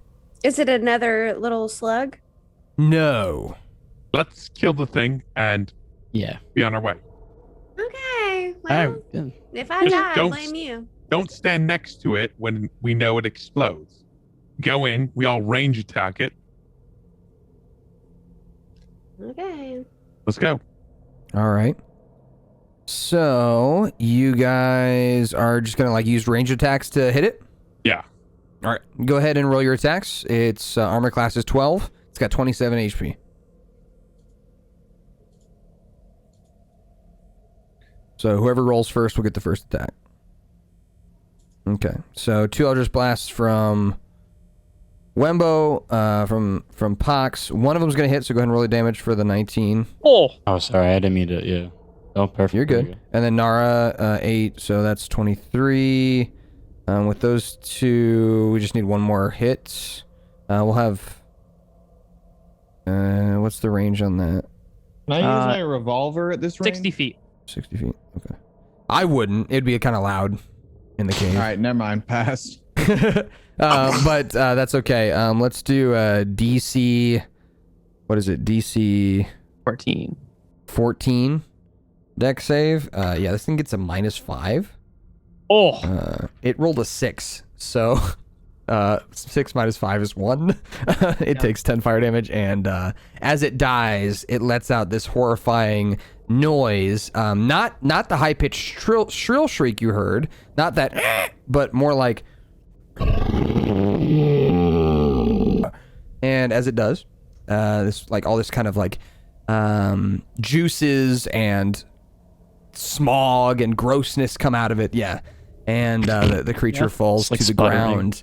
yeah, and anything that is non-magical, organic within 10 feet starts to rot. True. Yep. So basically, it should only have magical items left on it. Yeah, you guys weren't within 10 feet of it. Nope. Yeah, kinda sniped that thing. nothing seriously crazy stands out to you. The only thing I guess would be, let me see, restricted organic, non-magical organic material within 10 feet of the bull milk rots. Does that include bones? It is organic. Yeah, but bones don't rot. I don't know. I'll say that most of the bones kind of turn to this gross kind of black, gross pile of goo. But there is one piece of bone that sticks out and does not melt or turn into grossness. It is a magical looking. It is a worked piece of bone that has holes in it. Looks like a Interesting. flute of some kind. So as you Okay. pick it up, it is looks like someone's arm, like someone's femur that has been worked with holes in it, and it's even got a spot for you to blow into. It is a flute of some kind. Interesting. Well, shall we keep going onwards? Yeah. Want to go forward or we go back? I mean, I'd say keep going forward, but Forward through the snail, like where you left the remains of the snail. Okay. As you continue forward into this area, you find your way into what looks like the end of this cavern, which is an open room full of slime and goo. And this looks like the home of the Bone Whelk. There is nothing here of super big note. A lot of just refuse of human remains and things like that. Digging through them, I'll just tell you there's nothing in this room for you to find. There's nothing Okay. special here. Let's It's look just through the the Bone other Whelk's cave. home. So you head back in the other direction, back towards the opening that had the stalagmites and stalactites coming together to fill columns in the middle of this kind of open room. And the other direction is your other option. Or you can go back the way you came and take one of the other paths. You could take the forward path or the left path. So, We can. I mean, I say we check out the other direction. so you want to go in the other direction from this opening that you guys are at? Yeah, where does that lead to? Or like direction wise? It would lead west. So Is when you is went it to towards east, the death kiss or away from it? yeah, towards where the death kiss would be. And the other pathway, was there another pathway that led away from the Death Kiss? No, there was. So here are your options. I'll lay them out to you. These paths are very confusing. Yeah. If I had a map for you, I would. I can draw one here. I'll draw one for you. Give me a second. That screech earlier, did it sound like one screech or like 3 or 4 screeches? It sounded like I'm asking the 2 good or 3. questions. Yeah, 2 or 3. Okay. Oh, come on. Green's not dark enough. All right. Let me get this brown.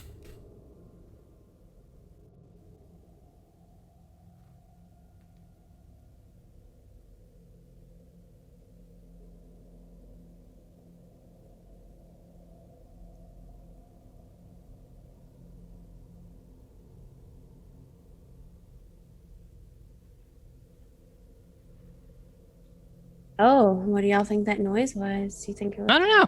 I want to find out, though. Oh, Baby dude. death kisses. I was thinking the same thing. Maybe. It's unfortunate. So you can be this giant snail slug. Yeah, I can be the snail now. Can you emit the snail juice? I think so, yeah. Ooh, that's very helpful. All right. So, So- Nara, what you're saying is you want my snail juice. Maybe. What the? Leave a snail trail. All right. So let me pull up the map here for you. Map. All right, and then I'll pull it up on Zoom here. There you go. All right. So I'll make a star where you guys are right now. Oh, okay. Okay. So that's where you guys are right now. This was the Bone Whelk's Okay. home. You killed the Bone Whelk like right here. Yeah. This pathway to your left is undiscovered. This pathway behind you goes back to the fork. This is the fork in the road here Yep. where my marker's hovering. Yep. You didn't go down the front path or the left path. You went down the right path. So Okay, you have I like one more I like- option here. Yeah, I like that one. You want to go through this one? Yeah. Or do you want to go down either of these? No, I want to go to that one. You want to go to the left pathway away Yeah. from where the Bone Whelk's house Yeah. was. I feel like this is like here. This is Okay. a big decision. Take a screenshot of that or something and throw it in the chat for me. Yeah, gotcha. Hi, Peekawoo. All right. Boom. In. Perfect. So, you guys head onward down the left pathway. As you are walking through this path, you start hearing some scurrying and scuttling across this pathway. And coming in your direction, you see hundreds of millipedes, these creatures with 1,000,000 legs. They're small, about maximum 6 or so inches in length and a couple inches thick. But there are hundreds of them crawling across the walls in your direction past you. They go past you. Some of them crawl over your feet and over your, like through your clothes. One of them crawls up your leg, Kethrakk. Can I whisper? They're running from something, so like I don't know if this is the right way to go. I mean, or it is the right way to go. Okay. So as they all scuttle past you, a few of them are left straggling. You step on a couple of them and continue onward down this path. It curves off into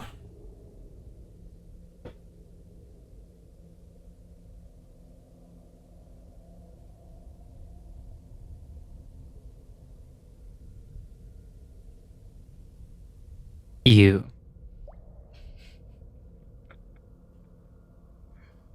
Nightmare. I feel like when you're drawing maps, you got to be really careful to not accidentally draw dick and balls. yeah. So this pathway continues onward to another opening This time, the opening is full of those centipedes. There's a bunch of them. And they are all over the walls and the ground. And they're kind of scuttling around. None of them seem to be attacking you or anything. They're not, like, dangerous, necessarily. They're dangerous to my well-being. They are definitely very creepy and giving you an uneasy feeling. And you can hear in the direction of this unexplored pathway from this open room, you can hear in that direction some noise. It sounds like scraping and a bit of grunting, like high-pitched grunting.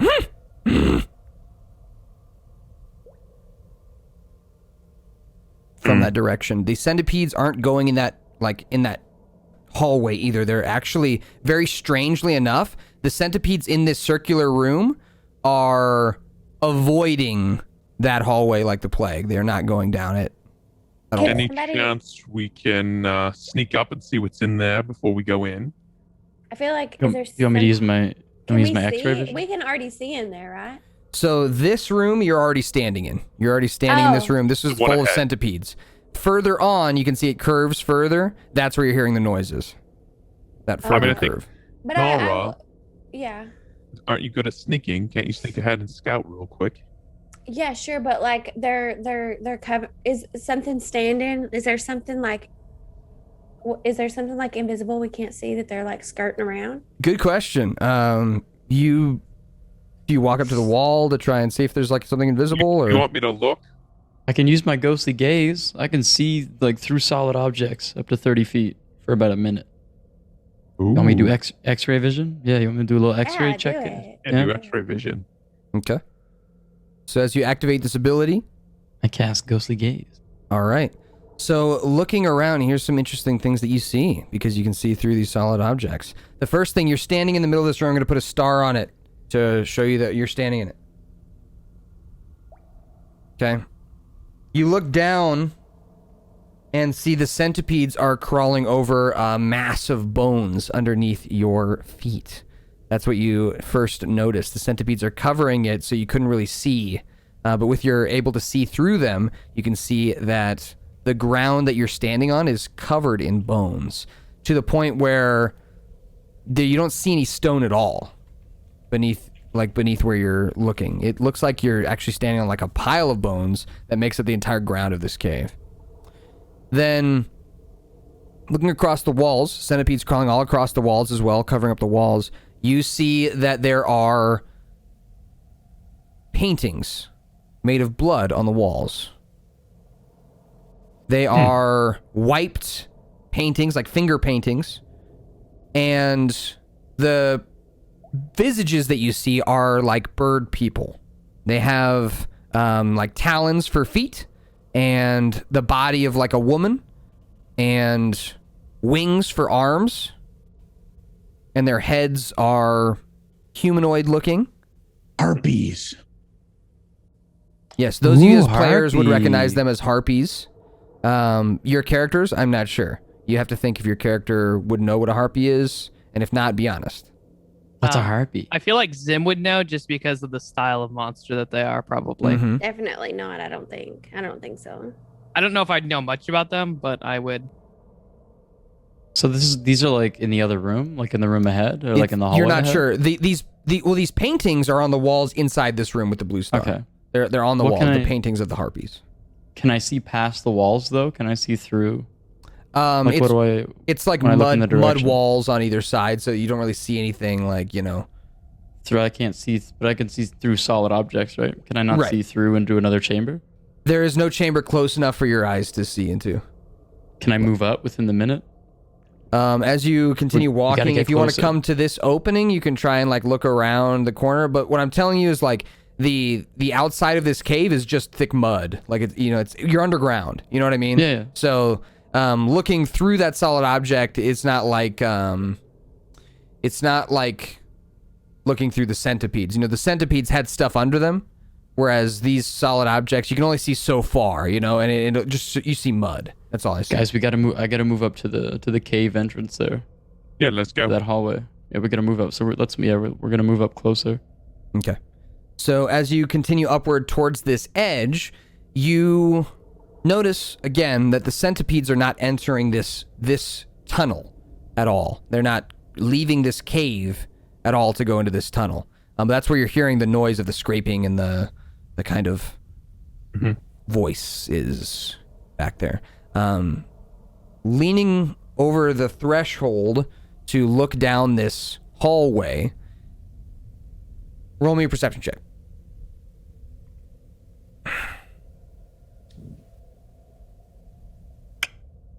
$19. All right. With a 19, as you are eyeballing this area, you can kind of get a little shortcut vision through this wall here into the next chamber up. And there you see about 1/4 of that chamber. And near that 1/4, that like 1/4 that you can see, you see some harpies, 2 of which are hanging like the skin of a person on like a tanning rack, kind of, almost.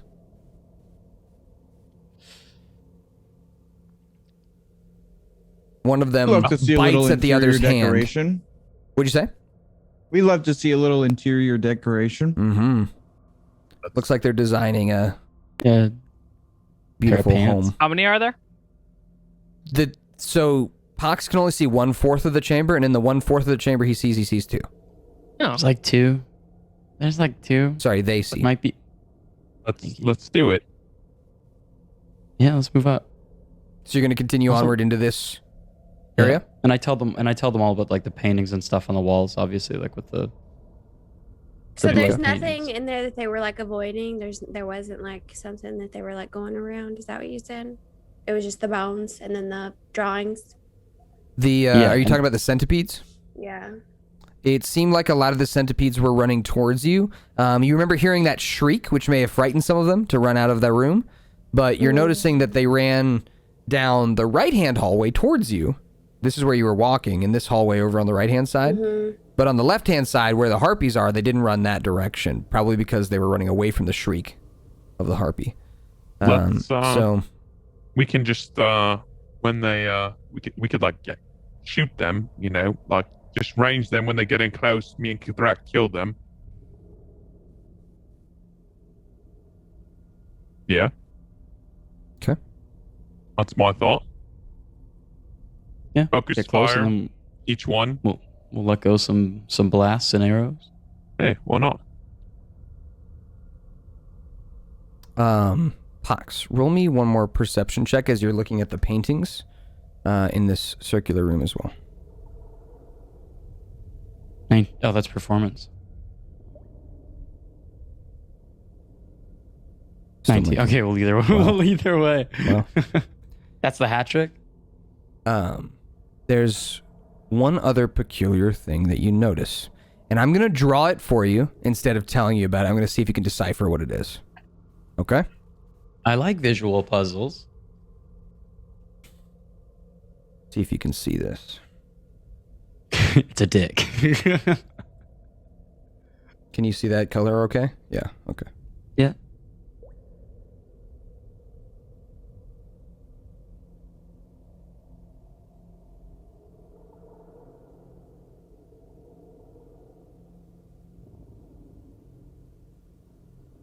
Okay, there's still enough room there. Okay.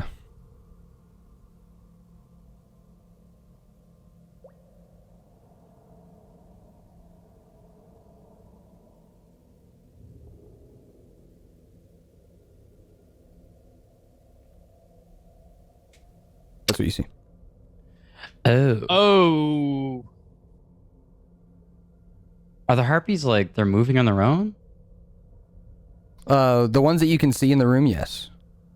But I can also see tentacle and eye. In the painting, yes. Oh, that's in the painting. This is a painting on the wall. Does it look like it's caressing it? Or is it like eating it, or is it working? Hard to tell. Like, how does it? Hard to tell. It's made in blood. It's a bloody pact. This is a treaty. Or it's controlling the mind. I think so. Something like that. They're definitely working together because judging by the way the paintings, like finger paint, right? I think this was actually made by the Death Kiss, maybe?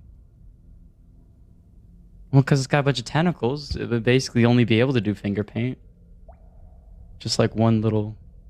Okay. You know? So you can take a screenshot of that one if you want to remind yourself of that one. I'm going to draw one more for you. It's a jackal. Oh, let me put it up for the audience too. All right. Welcome, ladies and gentlemen, to Pictionary. Yeah. They really love Pictionary. Yeah, me too, actually. Okay, let me see. All right, there we go. And charades. Charades. You guys can see the painting there, and then we'll do one more. Okay. This one's going to be a bit more abstract. You're going to have to think back to previous sessions.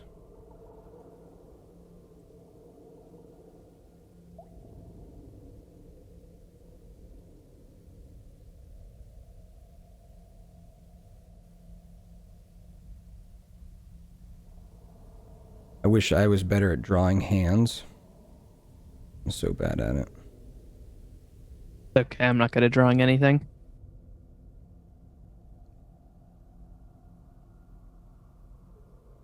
Does that look like a fist? Yeah. Okay. Yeah, I see the fist. Okay. And then...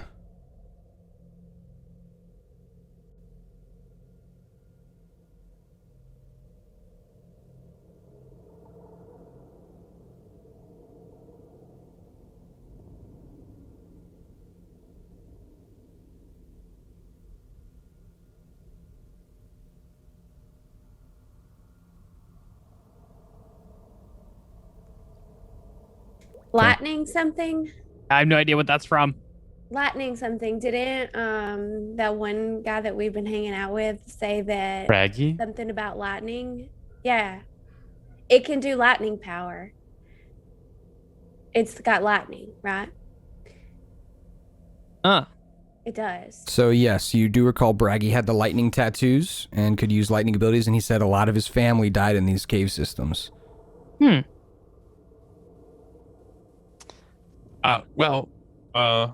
It sounds is like in we cahoots avoid with this the next Death Star. section a cave, right? Yeah, I would say yeah. I would say we turn around. I would like to, with one more thing, I would like to have you guys roll me investigation checks, Pox with advantage, please. Because you can see the paintings very clearly. 15 and 7. Okay. So, yeah, with your combined rolls, these blood paintings, based on what you know of the Death Kiss, which you've seen an illustration of, these blood paintings were painted by opposable thumbs. So, this is not painted by a Death Kiss. Also, harpies aren't super well known to have opposable thumbs either. Okay.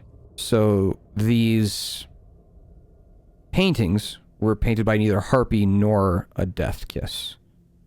Nor centipede. Nor centipede. Definitely not a centipede. They were painted by some opposable thumbs. Okay. Braggy said a lot of people died down here? Yeah. His I mean, family. didn't you say there's bones underneath us? Oh. Can we look through the bones? So here's my take. I think someone's controlling everything down here. Somebody is coaxing these harpies and this Death's Kiss to be working together, but they are not working together on their own. There's a mastermind behind it. An unholy union. And maybe it's one of the people from Declan's clan that went rogue. From went Braggy's clan? evil. Or yeah, that one. Maybe it's somebody that decided to, learn how to control creatures and have them kind of worship him as a god. I don't know. That's my 2 cents. Okay. Sounds dangerous. That does make a lot of sense. What if it's Braggy himself? would be very surprised if it was Braggy. I don't know. I got weird vibes from Braggy. So I mean, he was an alcoholic. yeah. Honestly, We all that have makes a lot of problems. sense. So can we dig through the bones or no? Is that stupid? You can. Totally can. I would like You want to to dig your hands into the centipedes to do it? Yeah. All right. So they all kind of crawl over your arms and hands and up your shoulder. And go ahead and roll me an investigation check, please. Okay. Oh, okay, cool. Okay. I'm not going to tell you anything other than I'll tell you the shape of these bones. They are, they look just like human-esque bones, but a bit shorter in length. Ooh. That's what I'll tell you. These bones are shorter than humans. Mm-hmm. That's what I race was Braggy was Braggy? kind of short, wasn't he? He was a dwarf, wasn't he? Oh, he was a dwarf. Yeah, it was a dwarf. Are these dwarf bones? You can't tell me. Yes, they are. These are dwarf bones. So They're dwarf bones. Are we gonna go ahead? Or are we going back? I would say we go see what's down the other way. Okay. Sounds good to me. All right. So you're planning on leaving this area and going backwards towards the fork? Yep.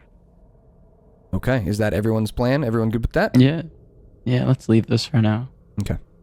So you guys exit this area and head backwards towards the fork in the road. You have a path forward and a path to your left. Where'd you like to go? I say forward and not left. Yeah, that little one down. That was down to the right? The middle one. Yeah. Yeah. All right. You travel down the middle pathway, which turns from solid stone to somewhat of a dirt stone mixture. And as you're walking, it has a slight, a slight incline. This one has a slight incline. No. This one, sorry, my bad. Let me look at my map real quick. I gotta look at it. Give me a second. Yeah, you're good. Give me a moment. Consult the map. Consult the map. Ah, yes. Okay. So this one has a slight decline. And the other one that you went on, the right-hand pathway, its decline was a bit steeper. So you notice that this forward pathway will probably travel above where you were just walking. Because it's not quite as steep. It's not quite as steep of a decline. So it'll be above where you were just walking. Okay. And as you are walking, it continues forward for quite a while. It's quite a straight pathway. And as you continue forward, you start noticing, like I said, it goes from solid stone to like dirt and stone mixture. And you can see some roots appearing above your head, sticking out from the dirt. Some roots. So you're getting closer to kind of the surface. Back to towards the, or not the surface. You're getting closer to like foliage and like plant life coming through the ground. And these roots look like the very tips of maybe some of those tree roots, some of those big trees, just kind of poking through. And you're also noticing some sconces on the walls. These are where you would put torches. So a spot for you to put a torch. But there are no torches in them. And as you continue walking, you finally come upon the end of what looks like a minecart track. And this minecart track continues downward into the pathway that you're walking on. This time a bit steeper. Now you've passed over and gone over where you guys walked before. That area below you with the harpies and stuff, you've passed past that. That's like 20 feet behind you now. And now the cave has a pretty steep decline with a mine cart that goes directly north from your direction. So I'll pull up the map for you one more time here and kind of show you what we're talking about. So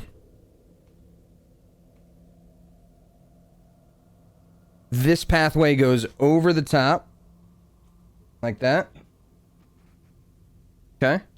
And then once it passes over, it goes to a steep decline, which I'm gonna put like an arrow facing downward to show you. It goes to a steep decline to a minecart. Okay. Section.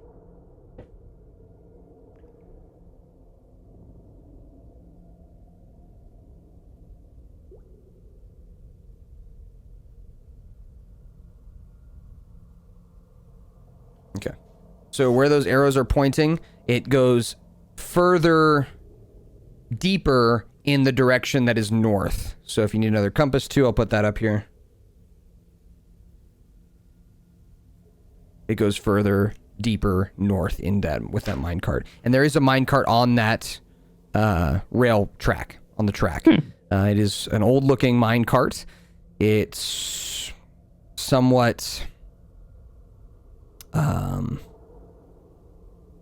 tattered, I guess you could say. That's not the word. It's worn, it's rusty. There's a lot of moisture down here, and it looks like it has been used in a long time. There's some moss and algae on it.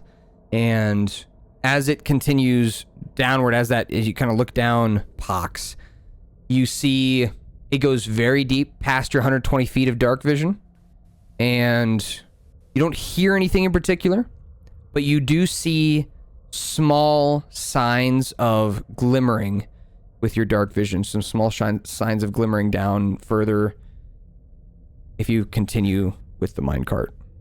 Continue down that track. It looks like there's some shinies down that direction. Now, that's like the base easy stuff to see. Anyone who would like to roll a perception check totally may.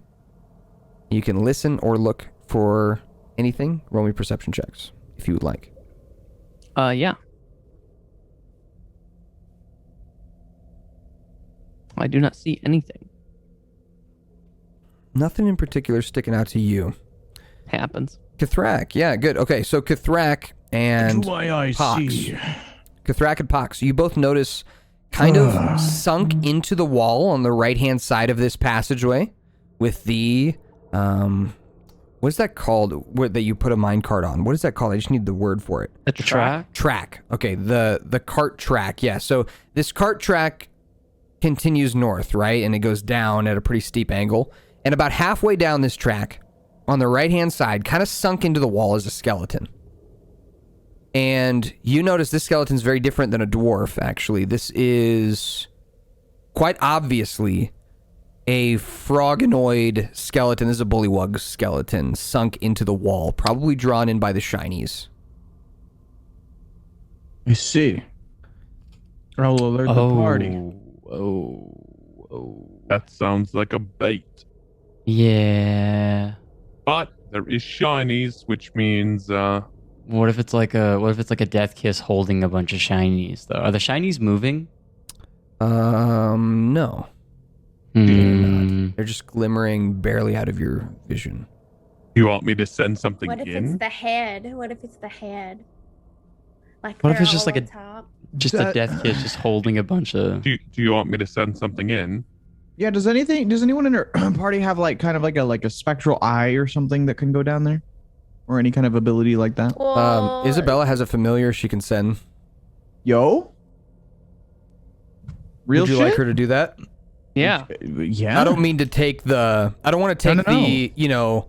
I don't want to use her abilities to take away your guys' agency as players, because you're the players that are here right now. So if you have an idea... I mean, it. my other thing was summoning direwolves and sending them down, but I like the I feel idea like for that's familiar a risky. lot better. Yeah. Well, because she can communicate with the Yeah. familiar. I'm Yep, she can look through its assuming. eyes and all that. So, let's just utilize it while we got it. All right. Yep. So she is going to summon her chunky cat and Monkey. send it down the track. Send it down the track. So it hops, skips, and jumps down the track towards the shinies as she herself opens her eyes, and her eyes turn this kind of bleach white color with this smoke coming out of them. And you know this to be her looking through the eyes of her familiar, but she cannot see from her own eyes. So you guys need to keep an eye out for her. So I would like everyone to roll me perception checks as she is doing this.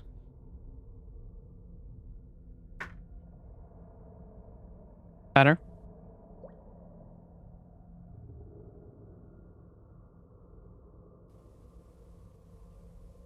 All right. So, we got 15, 16, 9, and 11. Okay. So, you guys are watching Isabella's back as she is exploring this area. She sends the familiar down in that direction, and as she does, you see the familiar. Some of you guys look back and see as the familiar walks over what looks like a little tripwire.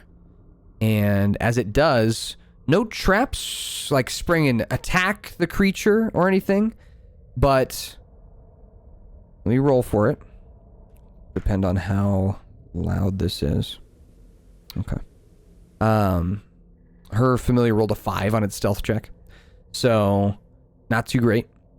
So it goes down this pathway, hits the tripwire, and as it does, from the top of this cavern, a large chime, like a wind chime of bones, falls and like clatters against each other, making a loud, like clanging noise. And the familiar turns around as Isabella poofs it out of existence and comes back to being. And she says, "Oops, sorry.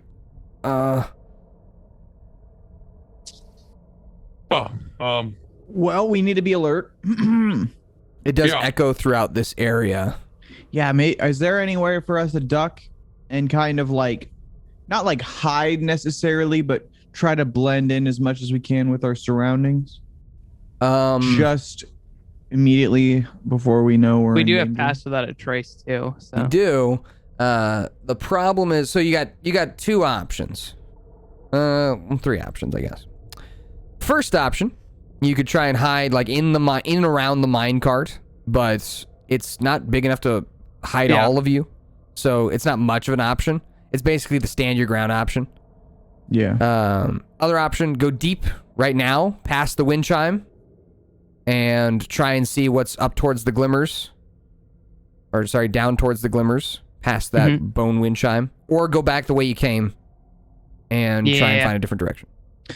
Here's what I'm thinking, and you guys can disagree with me if you want. I like the idea that the wind chime trap, it scares whoever comes down, so most creatures or adventurers would be like, oh crap, gotta book it out the other way I came. But what if we just venture deeper and we just run right in? Because that's if it's meant to scare and not to warn the people ahead. Right. I mean, realistically, if there's anything that heard what just happened, it's gonna be chugging down those, caverns anyways. Yeah. So I agree. I think we should go deeper. Let's check it out. I think we either face the opponent, or if whatever it is, head on and check out the shinies, or maybe we elude this opponent and get the shiny. Okay. Yeah, maybe they're expecting us to run out, catch us sure. on our way out. Yeah, because most people would, hightail it out of there, Let's go check out the shinies. But we're smarter. We're brave. We're more brave. All right. So you guys do kind of the opposite of what you might think to do, and you run forward past the trap, further into the cavern, down towards the glimmers. All right. God, I hope I didn't get us killed. Towards the shinies. So as you run in that direction, first thing, Pox, with your 120 feet of dark vision, you see first, these glimmers are indeed diamonds stuck in the walls of the cavern. They are at the end of this cavern. Let me show you on the map here. So the cavern goes deeper.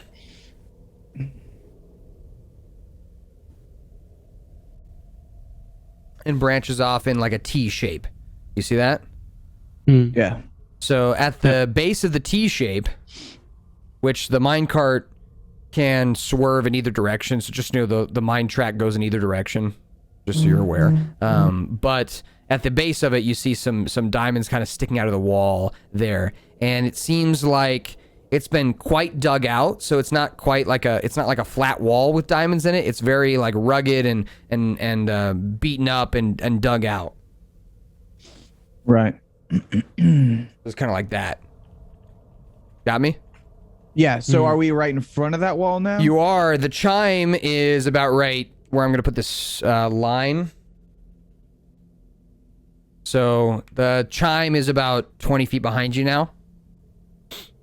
And at the base of the glimmers there, to the left, you can hear the sounds of noise. Probably those harpies coming towards you from the left. To the right, nothing in that direction noise-wise.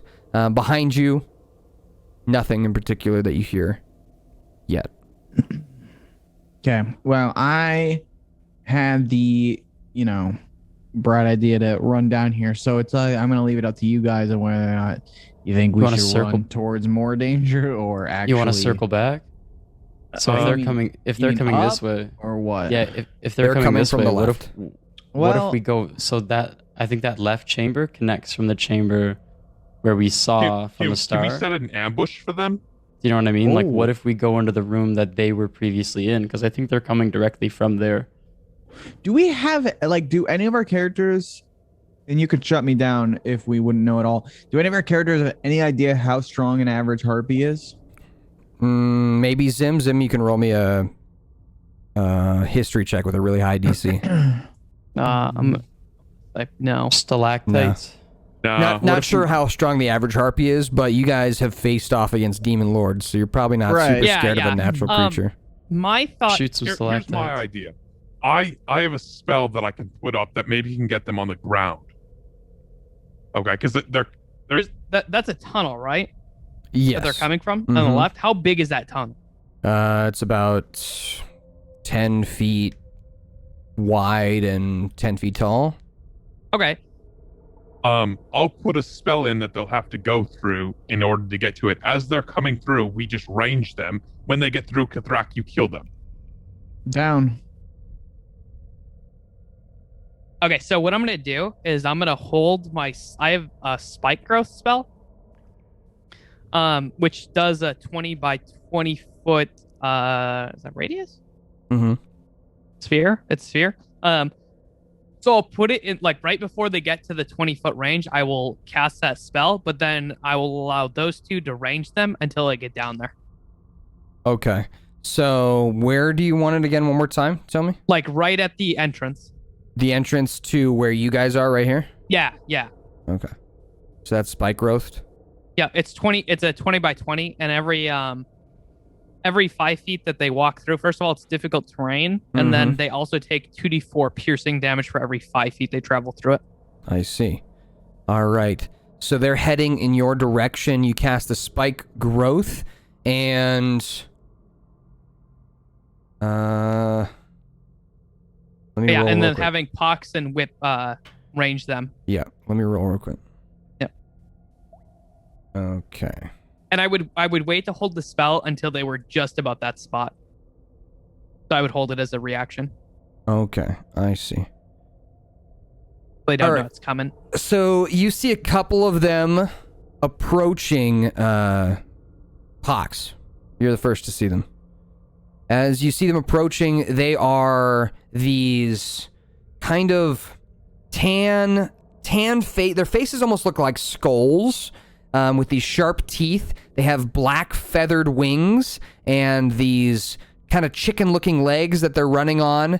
They're almost running on all fours as they are quickly trying to get in your direction. And as they are running, you see two of them coming in your direction. So what would you like to do? You're the first to see them before they even get close enough for Zim to cast the spell. Are there stalactites on the ceiling above? Above them? No. Because this is just it's like a 10 foot by 10 foot cavern that's mostly just made of rock. Okay. Then I'm going to start, I'm going to get ready for the... Okay, go ahead and fire your Eldritch Blasts. Yeah. All right. So one's going to miss, obviously, but a 19 is going to hit. So go ahead and roll your damage there. Just 8. Wait, that... I think that damage is wrong. Oh, wait, no, it isn't. Never mind, JK. I'm dumb. Ignore me. How much damage did you do? Just 8. Okay. So the first Eldritch Blast that hits. It hits one of the harpies and blasts it in the chest. As the creature falls to its knees, it doesn't quite die, but it looks heavily injured from that hit. And it kind of like rolls onto its back and then lets out kind of a screeching noise. And the other harpy continues forward. This time it leaps up into the air and begins flying in your direction, just like hovering kind of 5 feet above the ground, 5 feet below the ceiling type thing, and flying in your direction, trying to like dodge out of the way of your attacks. You can roll me attacks on that one if you'd like. Nara, you can roll one as well at this point because it's close enough for you to see. Roll another Eldritch? Yeah, you can.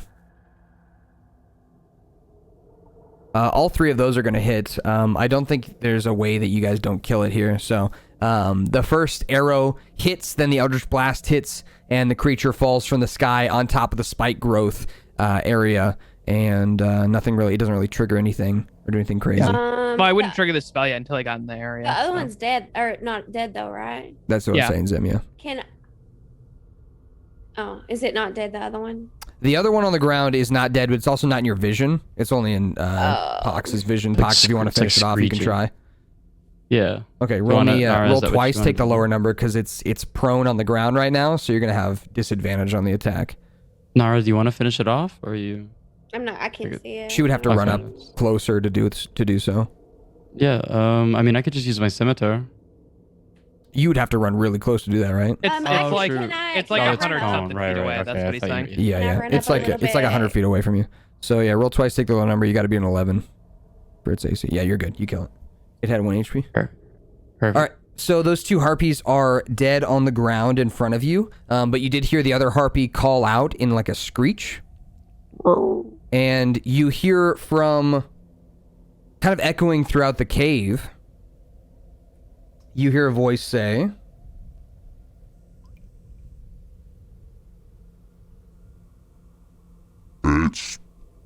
Sorry, too loud. It's been a long time since I've seen anyone quite as strong as y'all. And it just echoes throughout the chamber, kind of from all directions. And as you're listening, it does have a distinctly dwarven sound to it. As you hear the voice, it has this kind of deep dwarven voice. And definitely not a harpy. Definitely not a death kiss. So you may have been onto something there, Kethrakk. And that's where we'll pick it up next time. Oh! I am 5 heads. It's Braggy's dad. Yeah, it's gonna be somebody. Like, I feel like his friend that he said died. I don't know, but now I feel like we have to avenge Braggy and kill his family member. Well, it's either that or it's gonna be like there was some kind of treachery. Yeah, no, that's what I'm saying. I think Do it's we his remember friend. what Braggy's story was? Yeah, he said his friend. He lost his friend in the cave. Remember? Yeah, but he didn't give any details beyond that. But I mean, friend in the cave. I mean that. Yeah. Friend in the cave. Connect the dots. Friend died in the cave. Friends in the cave. 2 friends enter, 1 friend left. All right, and now what we're hearing is the other one is an overlord of the cave. Yeah, Cave overlord.